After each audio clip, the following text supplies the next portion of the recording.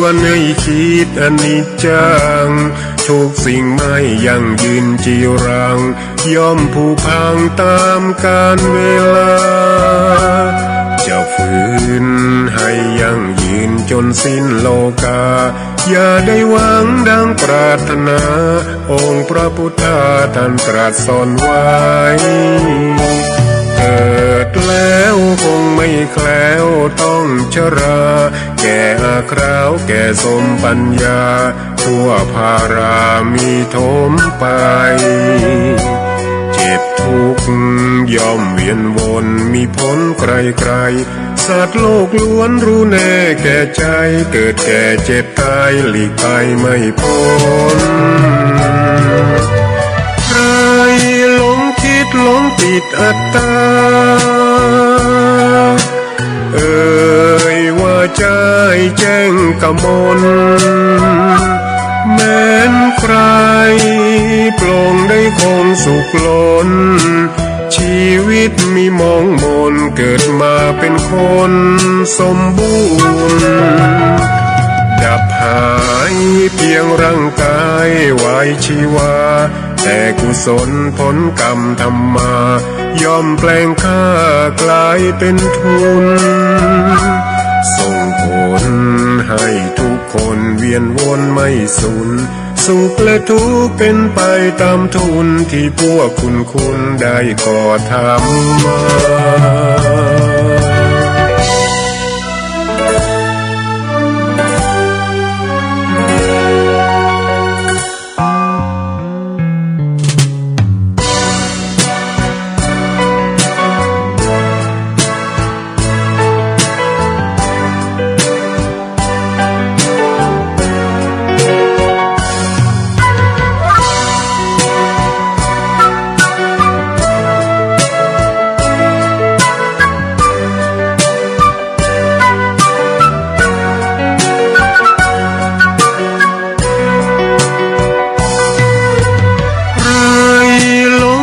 หลงติดอัตตา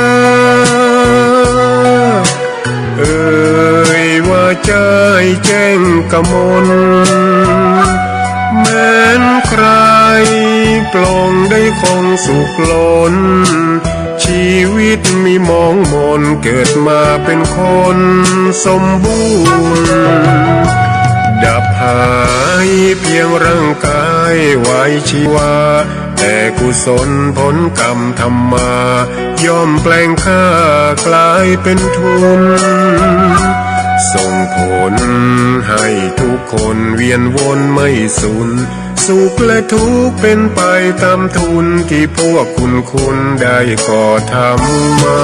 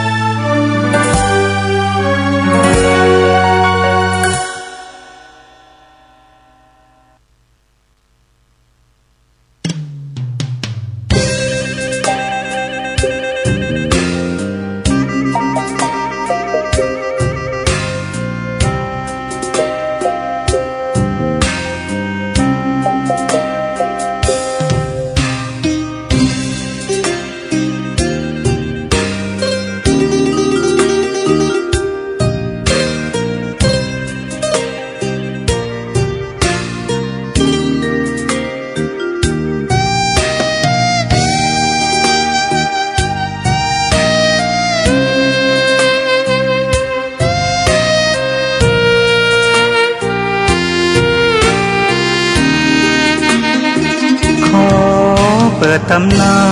น1,300 กว่าปีแม่จามเทวีสร้างพระเจดีย์ที่วัดดอยน้อยพร้อมเจดีย์โค้งอีกองค์เคียงคู่อยู่ดอยสลับก้อนหินใหญ่น้อยร้อยเรียงหน้าอัศจรรย์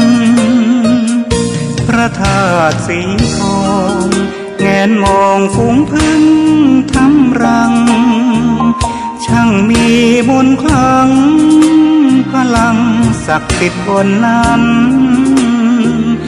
กล่าวคำไหว้สากราบสักการะคนลุกคนชัน สัมผัสถึงสายสัมพันธ์คงเป็นลูกหลานเคยร่วมสร้างบุญวัดดอยน้อยอยู่กลางยอดดอยโรยต่ออำเภอดอยเหล่าเขตติดต่อป่าสางลำพูนเดินทางปลอดภัยจากเชียงใหม่หรือสายลำพูนยินดีต้อนรับนักบุญมาร่วมสร้างทานบารมีตีสามตีสี่เปิดสถานีฟังตุลุงยองนักเทศเสียงทองชื่อเสียงดังก้องทั่วฟ้าธานีตัวจริงเสียงจริงวัดดอยน้อยแม่ตามเทวีต้อนรับญาติโยมที่มีจิตศรัทธามาร่วมสร้างบุญ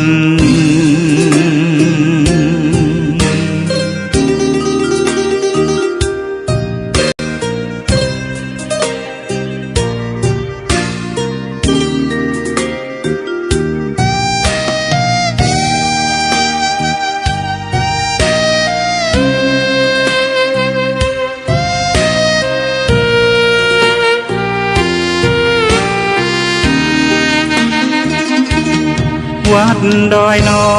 ยอยู่กลางยอดดอยโรยต่ออำเภอดอยเหล่าเขตติดต่อป่าสางลำพูนเดินทางปลอดภัยจากเชียงใหม่หรือสายลำพูนยินดีต้อนรับนักบุญมาร่วมสร้างทานบารมีตีสามตีสี่เปิดสถานีฟังตุลุงยองนักเทศเสียงทองชื่อเสียงดังก้องทั่วฟ้าธานีตัวจริงเสียงจริงวัดดอยน้อยแม่ตามเทวีต้อนรับญาติโยมที่มีจิตศรัทธามาร่วมสร้างบุญ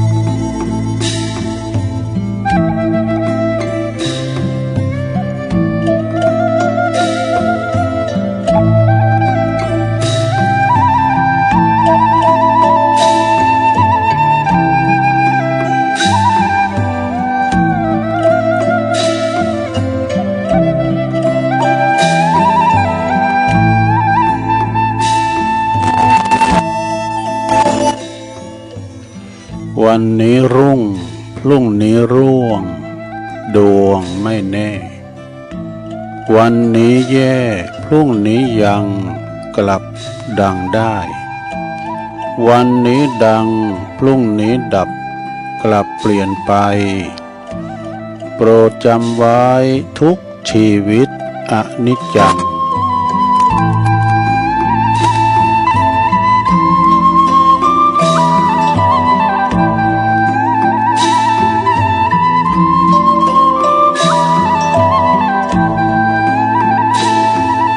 ตื่นเจ้าขึ้นมาก็ยิ้มแย้มแจ่มใสทุกโศกโลกภัยหายไปหมดเสกขอความนอบน้อมแด่พระรัตนตรัยอันมีพระพุทธพระธรรมพระสงฆ์เป็นสรณะที่พึ่งขอกราบแนบไต่ไหวสาถวายความเคารพ มายังครูบาอาจารย์พระมหาเถรานุเถระท่านเจ้าคณะพระสังฆาธิการพระภิกษุสามเณรเจ้าจุโตนจุองค์กุวัดวาอารามพร้อมตึงสำนักติภักสงฆ์โดยก็ขอเจริญปอนมายังบรรดาปออกไม่ออกศรัทธาสาธุชนนักศีลนักบุญคุณดีทั้งหลายเนาะบ่ว่าจะเป็นปอหลงแม่หลงปอลุงแม่ป่าตั้งปีป่าหน้าเอาเนาะศรัทธาตีนจ้องห้องวัดเฒ่าแก่หนุ่มกำใจยิงต่างหลายตื่นจื้นขึ้นมาแล้วก็มาเปิดฟังวิทยุก็ดีโทรศัพท์ก็ดีเครื่องหับเนาะในรายการสัพเพเหระปากิณกะขอนลุงไก่แจ้งรายการเสียงธรรมแสงทองรายการเสียงธรรมแสงทองนี่ก็รับผิดชอบบริหารเวลาดำเนินรายการโดยต้นตัวแห่งอาตมาภาพเก่ากับผมตุลุงนันชัยวัฒน์นาคเสโนคุณเก่าคุณเดิมก็มาพบมาปักกันในยามค่ำคืนที่เปิ่นรับเปิ่นนอนกันพักผ่อนสายตารับมนรับงานพักผ่อนกายาเกมพลังการพลังงานสู่ในวันรุ่งขึ้นต้องไปเหยียการทำงานกันไปเนาะฉะนั้นเขาก็มีการวัดมีการพักผ่อนเนาะร่างกายเหมือนกับสรีระยนต์เครื่องยนต์เปิ้นก็ยังมีการพักผ่อนก้านี่พักผ่อนเครื่องมันนี่นะคุณเฮาก็เหมือนกันคุณเฮาก็เป็นเครื่องเหมือนกันเนาะเครื่องเครื่องหัวใจก็ปั๊มมีวันพักนะหัวใจติ่นบ่มีวันพักสูบฉีดเลือดเข้าสู่ร่างกายต่างๆเนี่ยเป็นหัวใจสำคัญเนาะในขณะที่ว่าสวเฮานี่ก็ตื่นมาก็นอนบ่หลับก็มาฟังรายการตัวลุงนี่นะเป็นรายการแหลกที่มาสดๆตัวปิ่นๆแต่พองลิ้นพองอู่กันเสมอสันพี่น้องเด้อมีกำหอดกำพายบ่เราหน้าจ้าควันภัยอู่กันแบบลากหญ้าพื้นฐานไปจากนั้นก็ประคับประคองฟังแก่งอมแก่เงากันไปปิ้นเปิ่นปิ้นขู่กันเว้ยเนาะก่อนที่จะเอ่ยพระตังคืนบุญสถานีแต่ละคืนเนาะที่เปิ่นมีน้ำจิตน้ำใจงดงามนำเอารายการครูบาอาจารย์ไปออกสถานีของเปิ่นแล้วก็แผ่พายกระจายเสียงไปหือสถาบที่อยู่ทั้งบ้านทั้งจองฟังนี่นะก็นับว่าเป็นบุญต่อโสตประสาทหูเฮาเด้อ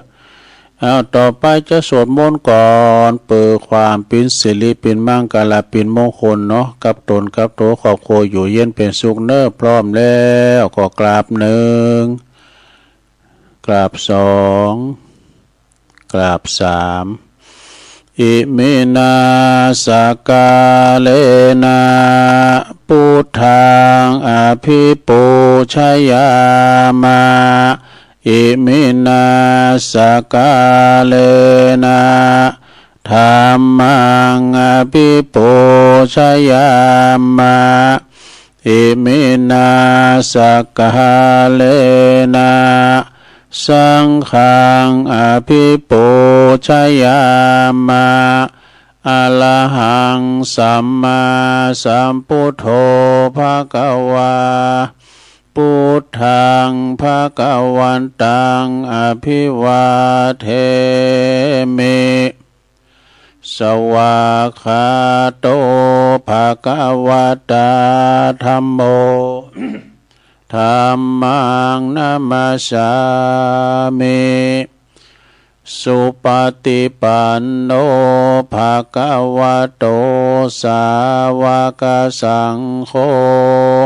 สังฆังนะมามิ นะโม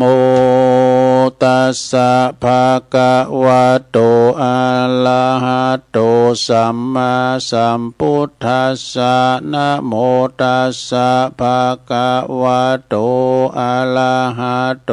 สัมมาสัมพุทธัสสะนะโมตัสสะภะคะวะโตอะระหะโตสัมมาสัมพุทธัสสะอิติปิโสภะคะวะอะระหังสัมมาสัมพุทโธวิจาจารณะสัมปันโนสุขโตโลกวิทูอนุตตโลปุริสตัมมัสสาลาทิสัทธาเทวมนุสสานังพุทโธภะคะวะเตสวะคาโตภะคะวะตาธัมโมสันติทิโกอากาลิโกเอหิปัสสิโกโอปันนายโกปัจจตังเวทิตาโปวินโยเหติสุปฏิปันโน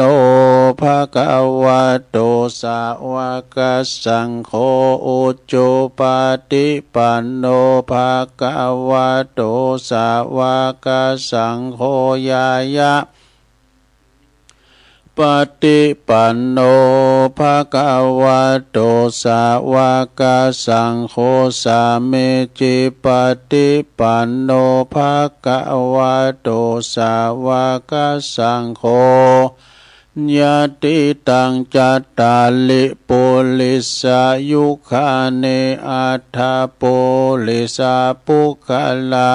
เอสาภะคะวะโตสาวกสังโฆอาหุนายโยปะหุนายโยตักขินายโยอัญจลิกาลานิโย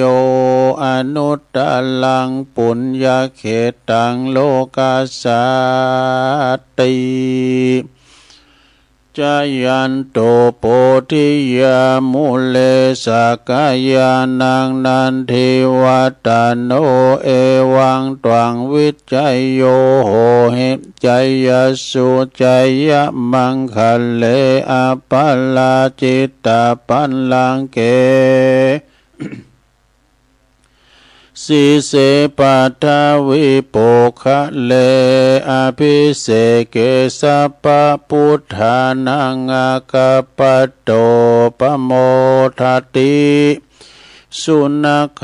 ตังสุมังคลังสุปปาตังสุโหติตังสุขโนสโมโหโตจัสสุเยทังพระมจาลิสุปัทขินังกายกัมมังวาจากัมมังปัทขินังปัทขินังมโนกัมมังปณิทิเตปัทขินาปัทขินานิกัตวานะละพันตเถปัทขิเนสัพพิติโยวิวัจจันตุสัพพะโลกวินาศตุมาเตภวัตวันตลายโยสุขิติกายุโกภวะอภิวาทานาสิลิสานิจังบุตตาปัจจายโนจัตตาโลธัมมาวาทันติอายุวันโนสุขังปะลัง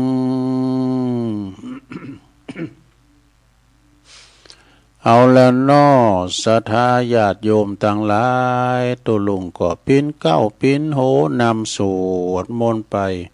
ปิ้นตีเรียบร้อยนะก็ขอกุณพระติตาไหลรัตนะผ่านแผ่วพระแก้วเจ้าตั้งสามประการจงโดนบันดาลมาปกป้องคุ้มครองรักษาพระพุทธศาสนาวัดว่าอารามควงแก้วทั้งสามนำมาปกป้องรักษาดูแลครูบาอาจารย์พระสงฆ์องค์สามเณรเจ้า เปิ้นอยู่กับวัดกับว่าได้มาปิ้นหนอนเนิ่นนาบุญศรัทธาได้มาทำบุญสักการะบูชากราบไหว้ก็มาเป็นผู้ตีกึดลำต่ำสร้างปกสร้างหางแป้งวัดวาอารามคงแก้วตั้งสามเหตุการณ์กุ้งลุงเลิงเนาะวัดในเป็นตีศูนย์รวมแห่งจิตใจศรัทธาตึงบาทเวลามีกินมีทานกับคุณติมวัดติมว่าสงฆ์ขออนุเคราะห์กันไปพระสงฆ์องค์เจ้าพระเนรก็มีบ้านนักบ่าหลายเนาะส่งซ่าเข้าจ้างหันกันแล้วก็ได้มาครูบาอาจารย์ก็มาปันศีลปันป้อนเนาะทำสังฆกรรมพิธีกรรมต่างๆนะ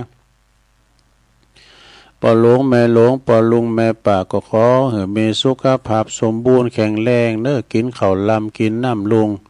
นอนรับสบายนะตุกโศกเศร้าเงามองอันใดแล้วก็ปิ้นลมโพลมใสของลูกของหลานต่อไปตุลุงก็ขอปิ้นกำลังอกกำลังใจอีปออีแม่เนาะ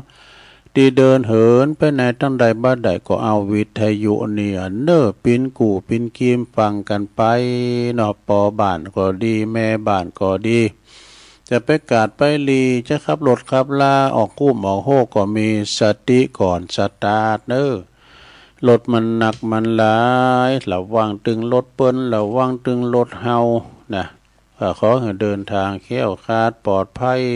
ไปได้ไปดีมาดีทั้งขาไปทั้งขาขับอีกคนแล้วกันเนาะเอาละตอนนี้ไปก็จะ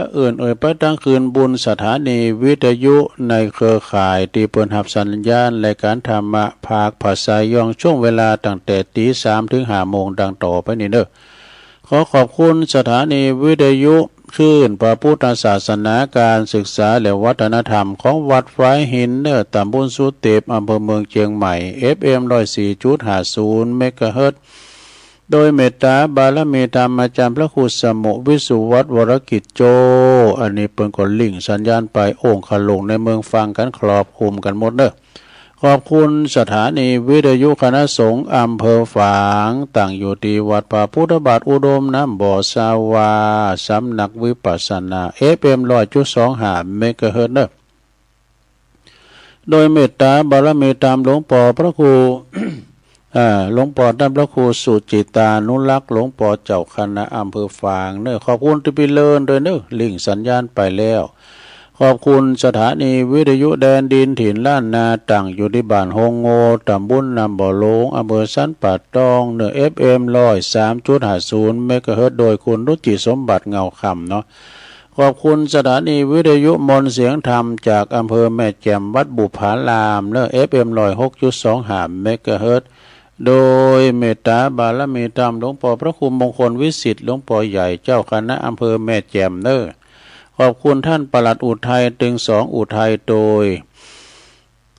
ขอบคุณสถานีวิทยุเน็กเนลเรดิโอ FM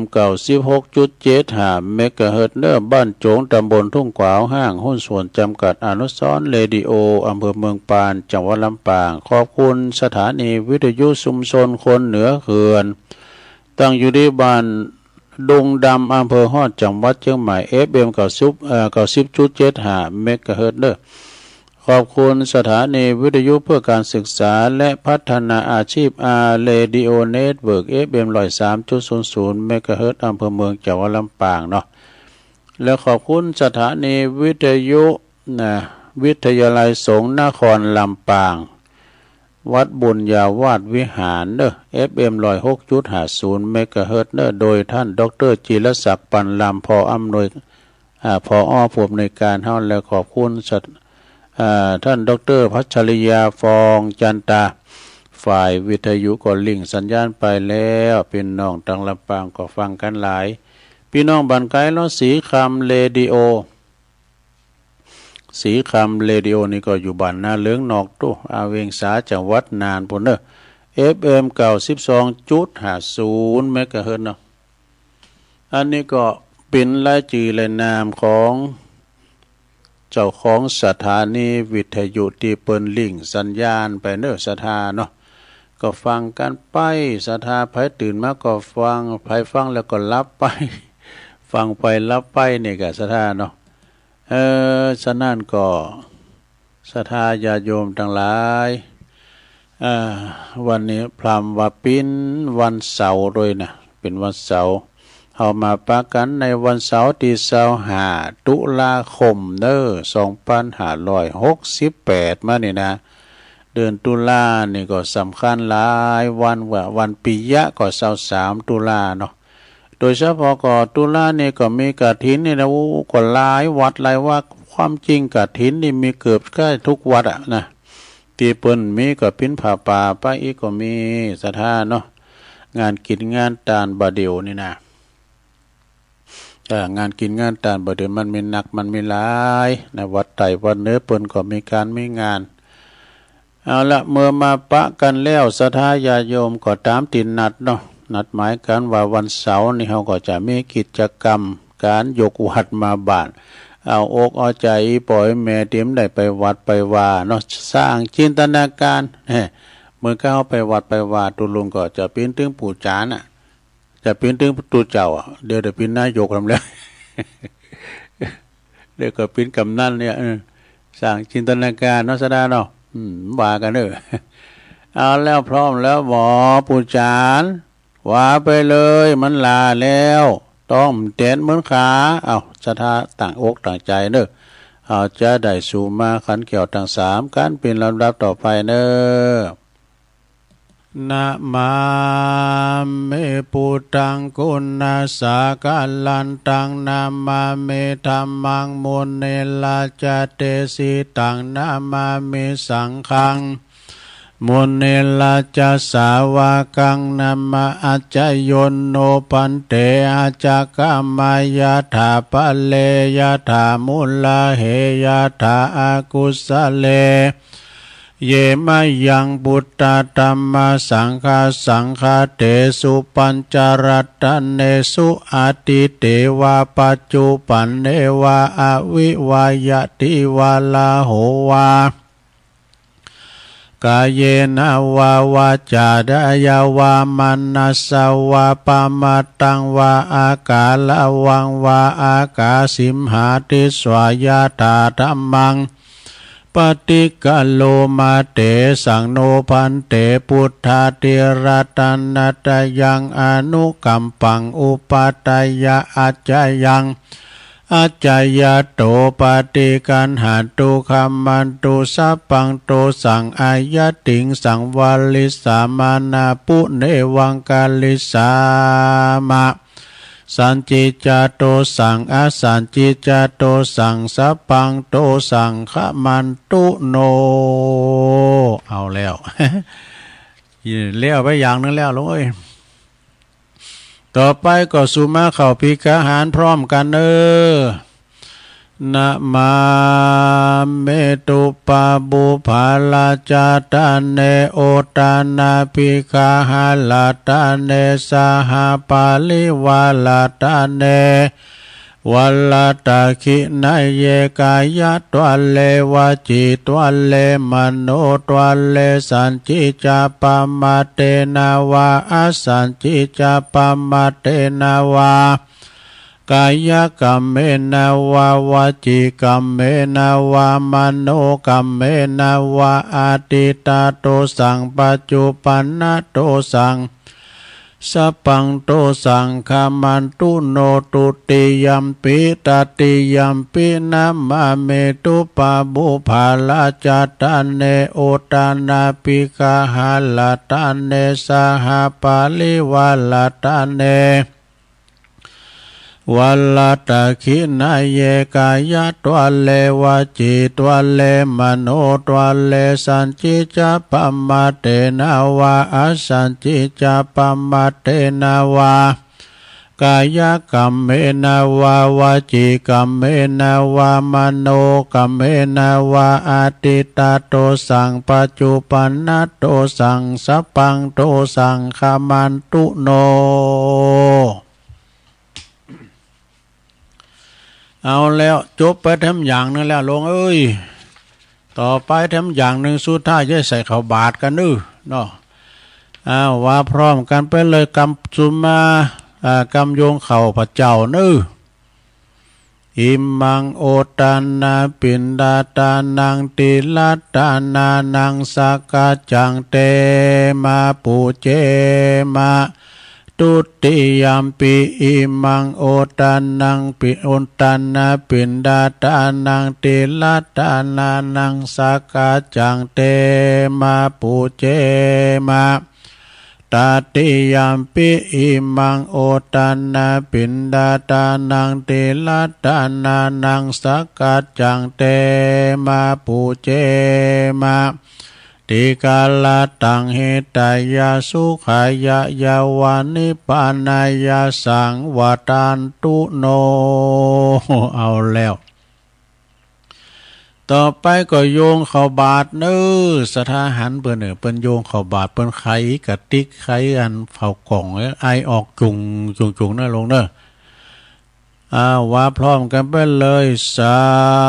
ธุโอกาสาโอตานาปินดิปาตังตานังนิปานาปัจจายโยโหนตุโนนิจังโอตานาปินดิปาตังตานังนิปานาปัจจายโยโหนตุโนนิจังโอตานาปินดิปาตังตานังนิปานาปัจจายโยโหนตุโนนิจังเอาแล้วศรัทธาญาติโยมทั้งหลายตอนนี้ไปเขาจะไปตั้งแถวเน้อเขาจะได้ไปใส่ข้าวบาตรเน้อลงเน้อเอาไปตั้งแถวที่โฮงหลวงปุเลยเน้อโฮงครูบาปุนะเอาไปตั้งแถวปอจายอยู่แถวนาพระเทพบุตรเนาะอยู่แถวนาเทวดาไม่ยิงอยู่แถวหลังแล้วก็ถอดแคบถอดเกือบกันเน้อถอดแคบถอดเกือบกันเฮแล้วก็อันเจาะหยองย่อหยองเข่าแล้วก็เจาะใส่เก่าใส่โหข้าวของข้าพระเจ้าขาวดังดอกบัวยกขึ้นเหนือหัวถวายแด่พระสงฆ์จิตใจจำนงตรงต่อพระนิพพานขอให้ถึงเมืองแก้วขอให้แคล้วบ่วงมารขอให้ทันศาสนาของพระศรีอานในอนาคตการโน้นเทินก้อยใส่เด้อก้อยเยาะก้อยอย่างแป้มือเลนใส่บาทเด้อโอ้แต่กับขยโยมไม่แน่มดขยโยมเกี่ยวม้ามจูเขาปีคำเขามาสหากะละมังทางปีมากะมาถ่ายเขารุ่นบาทด้วยวันในปีหลายน้องหนักโอ้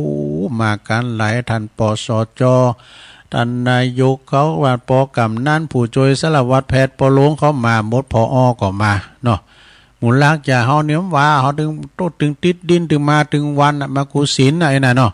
วันนี้เป็นวันสำคัญคุณเปิ้นมาลงมาหลายแซแมแต่เนื้อลงเด้อไปประมาทกาดอย่าตกนะ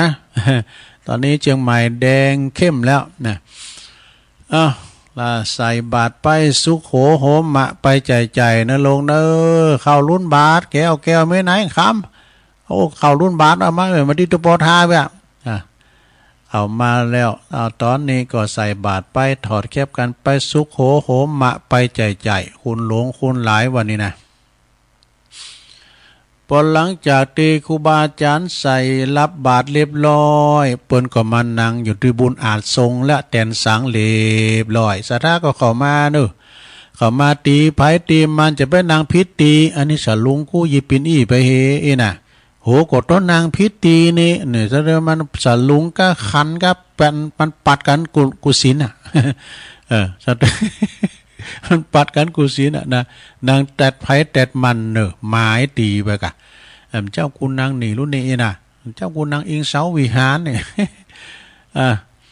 ตอนนี้ก็จะได้เวลาเนี่ยมันจะหล่าจะควายไปตองมันแตนเหมือนขานะไฟใหม่เล่าเข่าหน่อยละต่อไปก็เอาเนื้อจะเริ่มแล้วเนอะเชิญปอครูอ่วนให้หน่อยเนาะ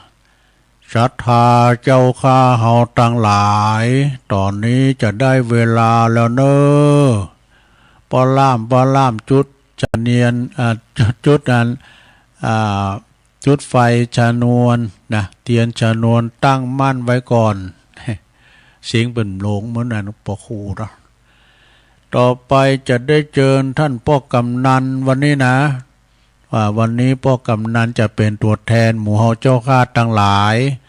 มาจุดเทียนตู้ปูชาพระรัตนตรัยต่อไปยกมือไหว้เน้อทุกท่านหลังงับผ้าปากตั้งอยู่ในอากาศอันสงบเงียบนะครับ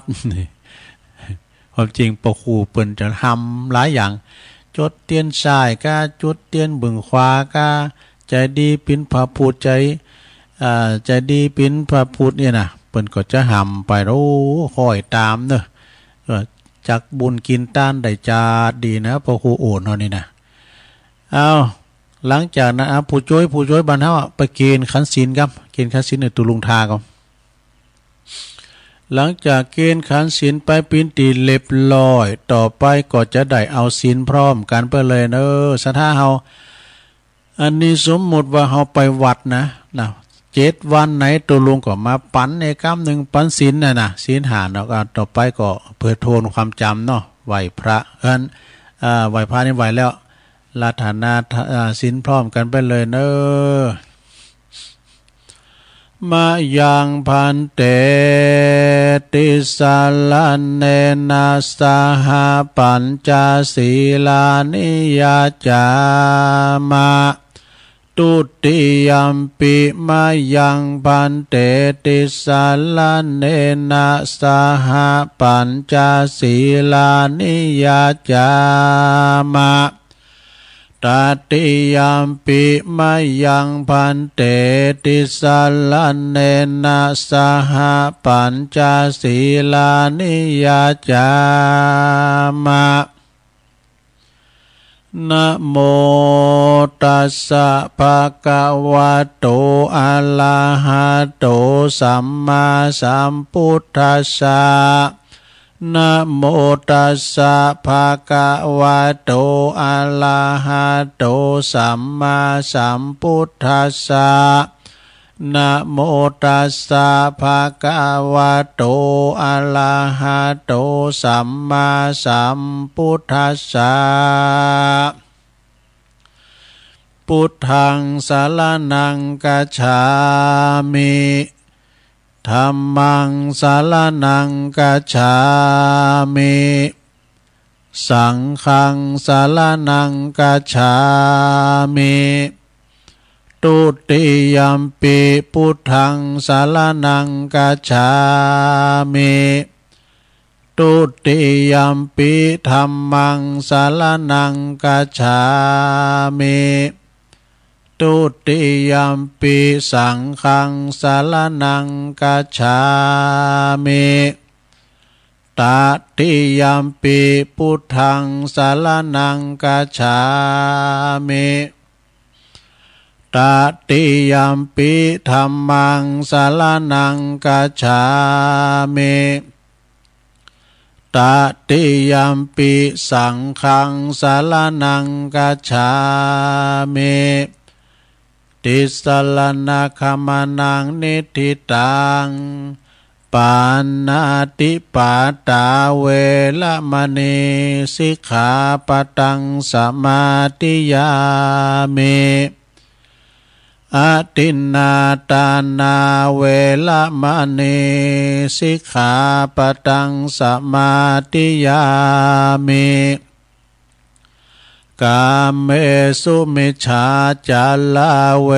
ละมณีสิกขาปตังสมาธิยามิมุสาวาทาเวละมณีสิกขาปตังสมาธิยามิสุรามเมรยะมัชฌะปมาตฐานาเวละมณีสิกขาปตังสมาธิยามิอิมานิปัญจสิกขาปทานิสีเลนะสุขติงยันติสีเลนะโภคสัมปตาสีเลนะนิพุติงยันติตัสมาสีลังวิโสทะเย สาธุสาธุสาธุเอาแล้วลงเอ้ยปันศีลหาไปแล้วในลงเด้อเก็บไว้ดีๆไปเสียมันหายเด้อมันหายขอสองขอมเป็นยังศีลหนาตุลุงก็มาปันแถมเนาะเก็บไว้ดีๆคุณเอาแต่ถือศีลหานะศีลหาเป็นอาภรณ์อันหอมเนื้อสราเด้อคุณเอากันมีศีลหาเหมือนกันหมดนะบ้านเมืองเขาจะอยู่สงบสุขเด้อมีไผขาฟันบันแตงกันอยู่กันอย่างมีความสุขอย่างฮักกันฮักกันแป้งกันนะเมื่อว่าหับศีลไปแล้วศรัทธาญาติโยมทั้งหลายต่อนนี้ไปก็จะปิ้นการที่ว่านี่กันนะสวดพญานกยุงทองกันเนาะสวดพญานกยุงทองในสมควรที่ว่าสวดกุดข้างอย่างวัดประทานโดยหน่อยหลวงพ่อเปิ้นกลมหลาเนาะสวดทุกข้างเพราะว่าสวดมนต์สวดธรรมจักรในกูเตือปิ้นพญานกยุงทองก่อนออกลาหาเหยื่อไปหากินตั้งบันตั้งเถินตั้งถ้ำตั้งป่าตั้งเขาไอ้น่ะพญานกยุงทองปกติจะสวดอุตเตอาเปนโมหปริตบทเนี่ยเนื้อศรัทธาเขี้ยวขาดปลอดภัยนายพานดักแห้วไว้ไหนก็แห้วมันถึงได้สักเตยเขี้ยวขาดปลอดภัยนะลงเขาว่าเด่นพิญาเนอร์ตุลุงจะว่าจ้าก็มันก็ขึ้นว่าจับลุงเข้ามาเราจำเป็นต้องว่าวุยให้หน่อยนะอุเตตยัญจคุมาเอกาลาจาลิสวันโนปตาวิปาปาโสตังนามาสามิหาลิสวันนังปตาวิปาปาสังตายาสากุตาวิหาเลมุติวาสังเยปลัมมานาเวตากุสัพพธัมเมเตเมนะโมเตจามังปะลายันตุนามาตุพุทธานังนามาตุโพธิญาณโมวิมุตตานังนาโมวิมุตติยาอิมังโสปาลิตังกัตตวโมโลลติเอสนาอเปตยัญจคุมาเอกาลาจาลิสวันโนปัตาวิปาปาโสตังนามาสามิหาลิสวันนังปัตาวิปาปาสังตายาสากุตาวิหาเลมูลติงเยพลัมมานาเวตากุสัพพะธัมเมเตเมนะโมเตจามังปะลายันตุนามาตุพุทธานังนามาตุโพธิญาณโมวิมุตตานังนาโมวิมุตติยาอิมังโสปาลิตังกัตตวโมโลวัสสมะกะปะยิติโมลปาลิตังเอาแล้วศรัทธาญาติโยมทั้งหลายตุลุงก็ปิ้นเก้าปิ้นโหสวดอันนี้เป็นเรียกว่าสวดโมหปาลิตพญานกยุงทองล่าเหยื่อเขี้ยวคลาดปลอดภัยก็พอออกศรัทธาก็เหมือนกันเนอะไปแพะไปป่าไปตุงไปนานะหรือว่าจะไปตังในบัตรในเมืองขับรถขี่ล่าไปก็ดีขอแคล้วคลาดปลอดภัยทุกตารางกิโลเมตรของการเดินทางนะภารกิจของท่านในวันนี้และวันต่อไปก็ขอให้ภารกิจนั้นนะสำเร็จทุกประการ ไปเนื้อไปไก่ก็ดีขอให้แคล้วคลาดปลอดภัยเนื้อพญานกยุงทองอันนี้เป็นคาถาของเพิ่นเนาะอ้าวจบไปทำอย่างนี้ต่อไปอย่างทำตุอันนี้ก็จะย่อคุณอันนี้จะไหวคุณโลมเหมือนกันนะลงเด้อแล้วไหวคุณโลมแล้วจะก็แผ่เมตตาสัพเพสัตตาแฮมเอกสาธุสาธุสาธุข้าขอยกมือ10 นิ้วขึ้นตั้งวางกิ้วไก่เกาเกศาผู้ขาจักกามันนำมาสาการไหวคุณพระพิตา21คุณพระมันดา12คุณพระแม่โพธิ์ศพ39คุณพระพุทธเจ้า56คุณพระธรรมเจ้า38คุณพระสังฆเจ้า14คุณอาจารย์10คุณกรรมฐาน8คุณไฟมี6คุณลมมี7คุณนาแม่นางธรณี21คุณพระน้ำคงคา12โอคุณอัคคาลา33คุณศีล5มี11คุณศีล8มี12กุลศีล20กุล ศีล8มี12กุล10มีกุล10มี21กุลจตุตปาริสุทธศีล27กุลอรหันตาคือมรรค4ผล4นิพพาน1รวมเป็น9กุลอาสาสะปัสสะสานิวาสวาสากุลพระอรหันกุลวิหาร84,000หลังกุลพระมหาเจติยาเจ้า84,000ดวง ผู้ข้าขออาราธนายังกุลเจ้าทั้งหลายเหล่านี้จงได้มาเป็นสร้อยประดับสำหรับกายอันประเสริฐเมื่อข้าพเจ้าจักดับจิตเสียงชีวิตในสังขารปีใดเดือนใดวันใดยามใดคืนใดดังอันก็ดีผู้ข้าขออาราธนายังพระคุณเจ้าทั้งหลายจงมาเปิดประตูพระนิพพานคือเวียงแก้วแก่ผู้ข้าทั้งหลายแด่เดินนิพพานาปัจจโยโหนตุโนนิจังนิพพานังปาละมังสุขังอันนี้เป็นไหวคุณโลมนะลงเนอะแบบย่อไว้ก่อนพวกก็เอาทิมตีพวกทิมตีอย่างตัวก็พระครูวรธรรมมันนาเนี่ยเป็นมีสัปปะเด็กเป็นไหวคุณโลมอันนั้นชุดใหญ่เนอะอันนั้นชุดใหญ่เอาต่อไปจะได้แผ่เมตตานะลงเนอะก่อนที่เขาจะแผ่เมตตาครับอันสัมปชัตอื่นนั้นเขาก็แผ่เมตตากับโต๊ะเก่าห้อยก่อนเนาะแผ่ตัวเองไว้ก่อนจะแผ่คนอื่นนี่นะว่าพร้อมกันไปเลยอาหังสุขิโตโหมิขอให้ข้าพระเจ้ามีความสุขนิทุกโขโหมิปราศจากความทุกข์อเวโรโหมิปราศจากเวรอภยาปัชโชโหมิปราศจากอุปสรรคอันตรายทั้งปวงอนิโคโหมิปราศจากความทุกข์กายทุกข์ใจสุขีอัตตานังปาลิหารามิมีความสุขกายสุขใจรักษาตนให้พ้นจากทุกภัยทั้งสิ้นเถิดนี่อยู่ดีมีสุขในโลกเนอแผ่เมตตาตัวเก่าแล้วนะเนาะต่อไปเขาก็แผ่สัมภสัตทั้งหลายเนาะเจ้ากรรมนายเวรสัพเพสัตตาทั้งหลายว่าพร้อมกันไปเลยสัพเพสัตตาสัตว์ทั้งหลายที่เป็นเพื่อนทุกข์เกิดแก่เจ็บตายด้วยกันทั้งหมดทั้งสิ้นอเวราโหนตุจงเป็นสุขเถิดอย่าได้มีเวรต่อกันและกันเลยอภยาปัชชาโหนตุจงเป็นสุขเถิดอย่าได้เบียดเบียนซึ่งกันและกันเลยอนิคาโหนตุจงเป็นสุขเถิดอย่าได้มีความทุกข์กายทุกข์ใจเลย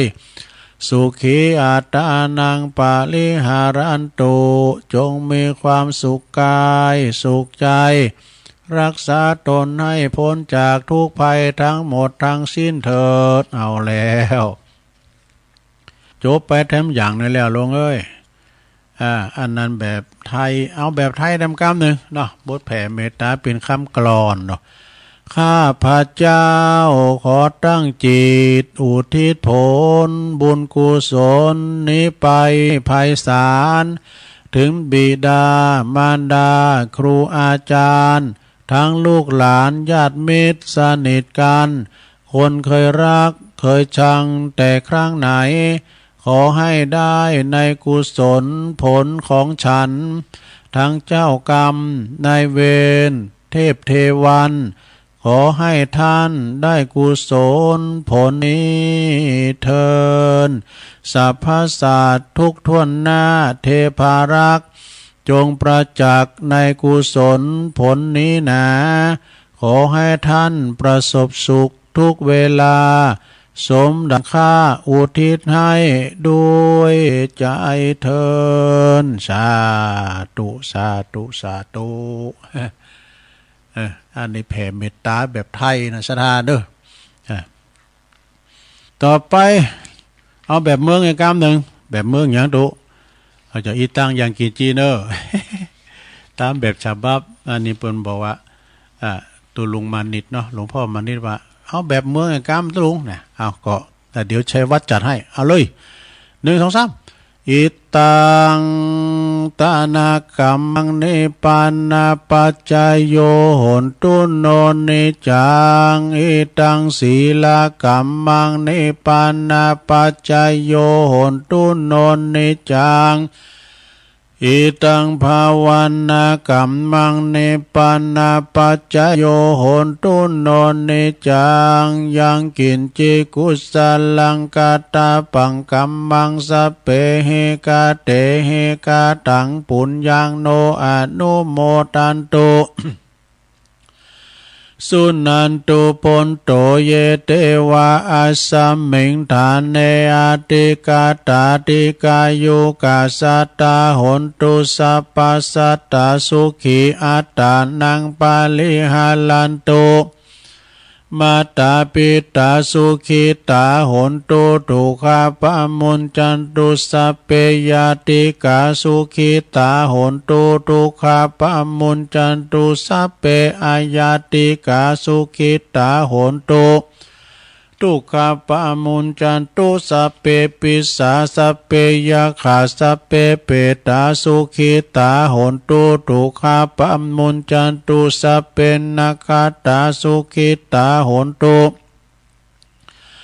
ทุกขาปะมุนจันตุสัพเพเทวาสุขิตาหนตุทุกขาปะมุนจันตุสัพเพอาจาริยุปัจจยาสุขิตาหนตุทุกขาปะมุนจันตุสัพพสัมปติโย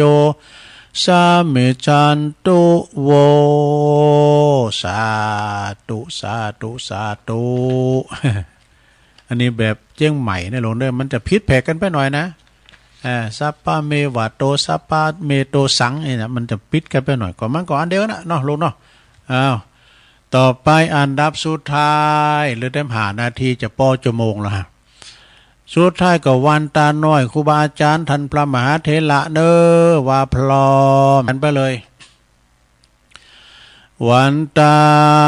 เมพันเตสัพพังอาปาลาตังกัมมาธัมเมพันเตมา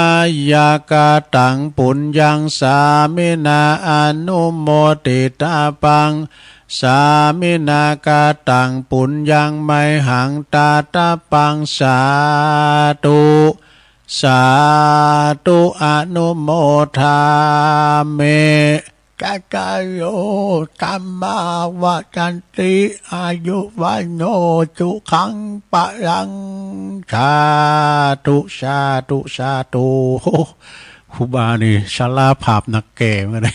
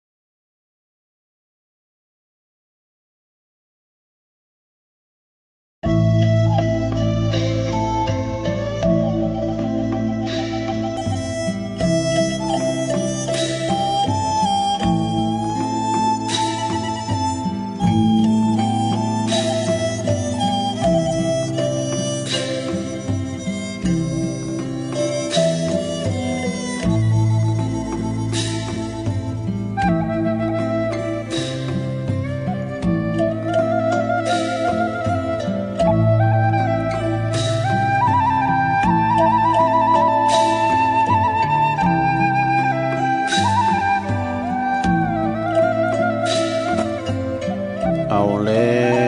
วศรัทธาสาธุชนญาติโยมทั้งหลายเนาะตัวลงก็พักเบรกนี่นะพักครึ่งนั่งมึนลำไปก็เจ็บหลังเจ็บแอวโยกย้ายคล้ายตีเนาะเตียวไปเตียวมายื้อเส้นยื้อสายทำธุระส่วนตัวแล้วก็มานั่งอู่กันต่อในชั่วโมงที่สองเนาะขณะนี้ท่านทั้งหลายก็กำลังฟังรายการสัพเพเหระนี่ ปากินนากะขอนลุงไก่แจงรายการเสียงธรรมแสงทองดำเนินรายการโดยตุลุงยองนะมานางอู่นางจ้ากับปอออกสทาเวลาขณะนี้ก็ตี 4 กับ 3 นาทีแล้วเนอะลงเนอะ ตื่นกันมาพองแล้วบอเนาะแต่ถ้าว่ามันหนาววันนี้สิว่าหนาวนะมันจะหนาวแต่ว่าก็มันเย็นเนาะมันเย็นนี่แหละนะตุลุงก็ตุ้มผ้าเอาผ้าสะบุ้งมาตุ้มนะซุปหมกอุ่นเลยนะขมอมบ้างนี่ก็ยังแควนมาก็กันว่าฝุ่นย่างนี่ก็จะเริ่มหนาวว่าเนอะสทาฝุ่นย่างก็จะเริ่มหนาวแล้วนะเมยตกพอละลูกตุลุงไปอยู่ตีชมทิวทัศน์นะพอโอ้ทบมีทะเลหมอกแล้วนี่ อยู่บุญพระธานโดยน้อยนี่จะธรรมดานะมีทะเลหมอกนะ เมยตกมองกาอีน่ะนอสดาปลายฝนตุ่นหนาวแล้วเด้อสดา ตื่นจืนขึ้นมาแล้วบางคนปนปิ้นปอกาดในขายแตกตื่นมื่นตาปืดผ่าออกโหก็ไปเด้อเอารถเอาลาออกคุ้มโหไปซื้อของขายเนี่ยกาดเนื้อมาขายกาดไต ควรเฮาได้กินกับกาดด้วยจะกินย้ำมันได้ไม่ได้กาดตูบกาดท่านกาหันหมดอ่ะนะกินจิ้นกินปลากินผักกินไม้นะ ผักแฟงแตงเต่านะหน่อก้ามสังกาเนี่ยมันจะมีขายติกาดหันหมดอ่ะออกติกาดหันหมดละศรัทธาญาติโยมทั้งหลายขันได้มีสตังค์เด้อ ซื้อกินกันไปกินเปยอยู่บ่จะอยู่เปอกินข้าวนี่ตกถึงต้องนี่ปิญญาติบ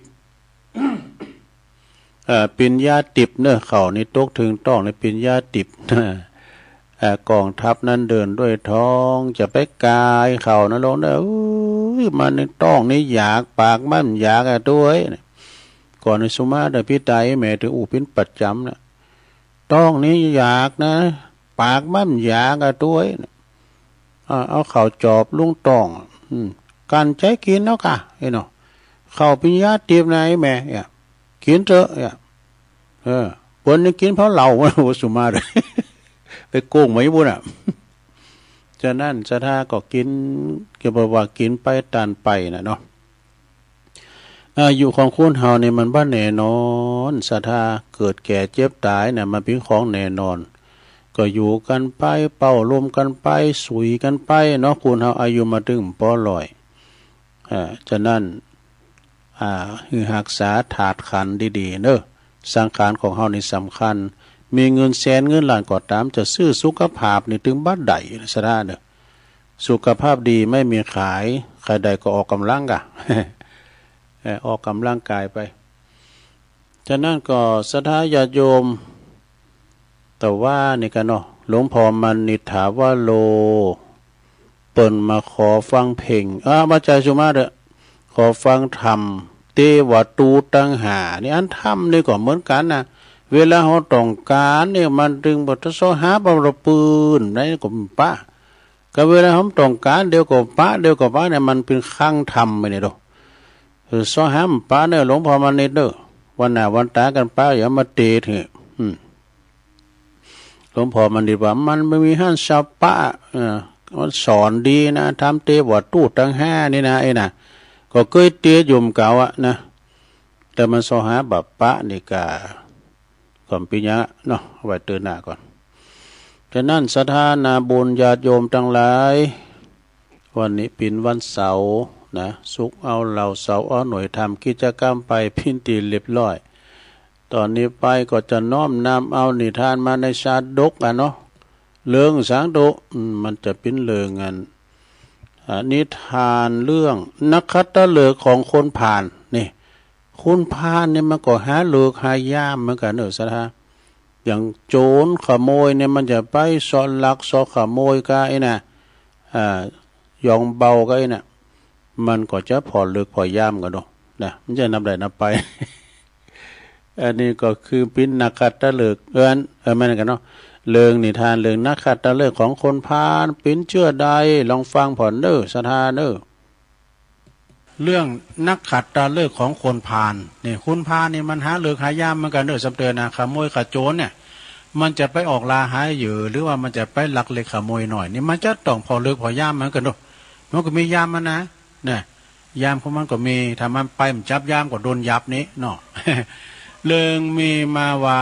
ในข้าวหนึ่งนี่นักขัดตาเลิกของคุณพาลเนี่ยคือคนโง่เขลาคนขี้เมาเนี่ยมีหลายอย่างคนโง่เขาอย่างหนึ่งนะคนขี้เมามีขึ้นมาในกรุงสาวัตถีเนี่ยพวกคุณขี่เมานี่ก็ปากันขี่เมาเหล่าเมาไอ้พองนะ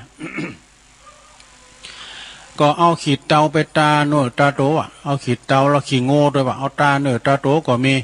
แล้วก็ปากันไปฟ้อนลำทำเพลงเนี่ยกะนะกล่าวถ้อยคำอันบรรณาฟังหยาบจ้านะอยู่ตลอด7 วันดูโดยบ่ฮู้ว่าจักละอายภัยเลยมันเมาเลยไปหูอายหยัง มันเมาไอ้แล้วเอาขี่โง่ตาโตเอาขี่เตาตาโตแล้วห้องลำทำเพลงกันป่ะนะเดี๋ยว7 วันถ้อยคำก่อนหยาบจ้านะของคนพวกนั้นนะแล้วก็พี่น้องเจ้าบ้านที่เปิ้นลำคาญเปิ้นก็สูงสตางค์กับมันเอาเงินสตางค์กับมันกึ่งบาทพ้องก็มี1 บาทบาทนึงก็มีว่ะนะแล้วก็1 ตำลึงก็มีเขาตั้งหลายก็ได้เงินแล้วก็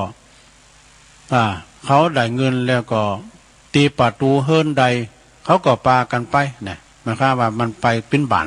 เนาะคนพานี่นะฟ้อนลำทำเพลงการไผ่มันหือตั้งมันก็มาดะฟ้อนเดี๋ยวห้องเพลงนั้นเฮาลำคาญจางมานี้ประมาณนั้นนะคราวนั้นก็มีนะคราวนั้นพวกอริยสาวกประมาณห้าโกฏว่ะในกรุงสาวัตถีได้ปากันออกไปเล่งพระที่อยู่ที่วัดตลอด7 วันเนี่ยคือวันบ่หืออันตูเจ้าออกไปบิณฑบาตแล้วนะเปิดบ่หือพระเจ้าเนี่ยไปบิณฑบาตตูเจ้าไปบิณฑบาตเพราะว่าจะไปหานันโพกนากะนะเมื่อกำหนดนักขัตฤกษ์แล้วก็จึงนิมนต์พระสงฆ์เจ้าทั้งหลายพร้อมกับพระพุทธเจ้า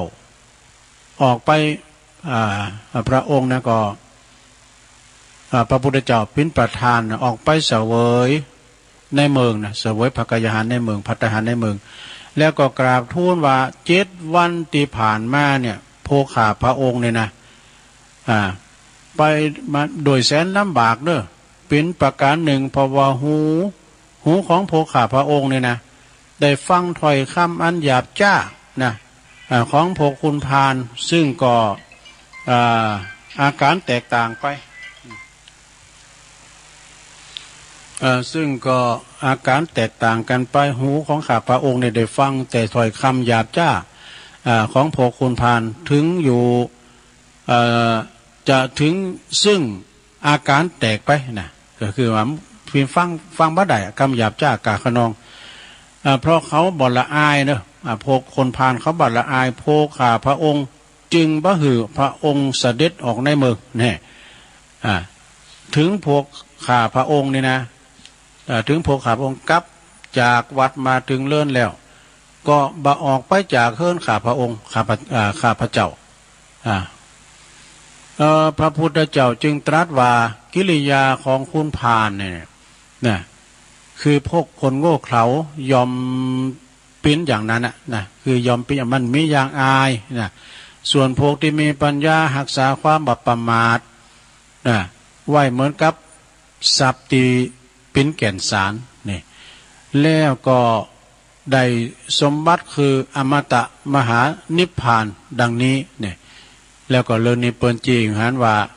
นาคัตตะเลอของพวกขี่เมานั้นก็ได้แก่การลิ่นการสนุกสุขเสริญสนุกสนานร้องลำทำเพลงนะโดยของไร้สาระแล้วก็มีคำหยาบจ้าคำหยาบคายต่างๆแล้วก็ไปตามบ้านตามจองถ้าเปิดมะหือของช่ำรวยของปัจจัยอย่างก็จะล่ำอยู่หาหน่อยนะเปิ้นได้จางนี้อันนี้บอกเกี่ยวกับการทำบุญเนอะอันนี้ไปเลไล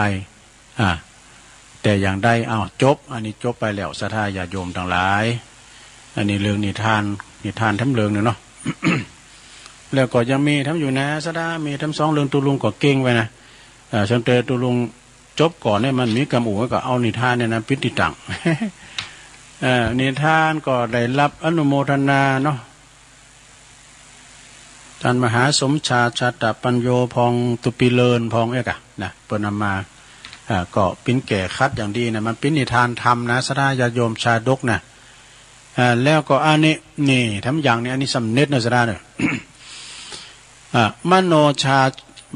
ะชาดกนี่เหตุสู่ความพินาศพิจารณาลองฟังมันลงเลย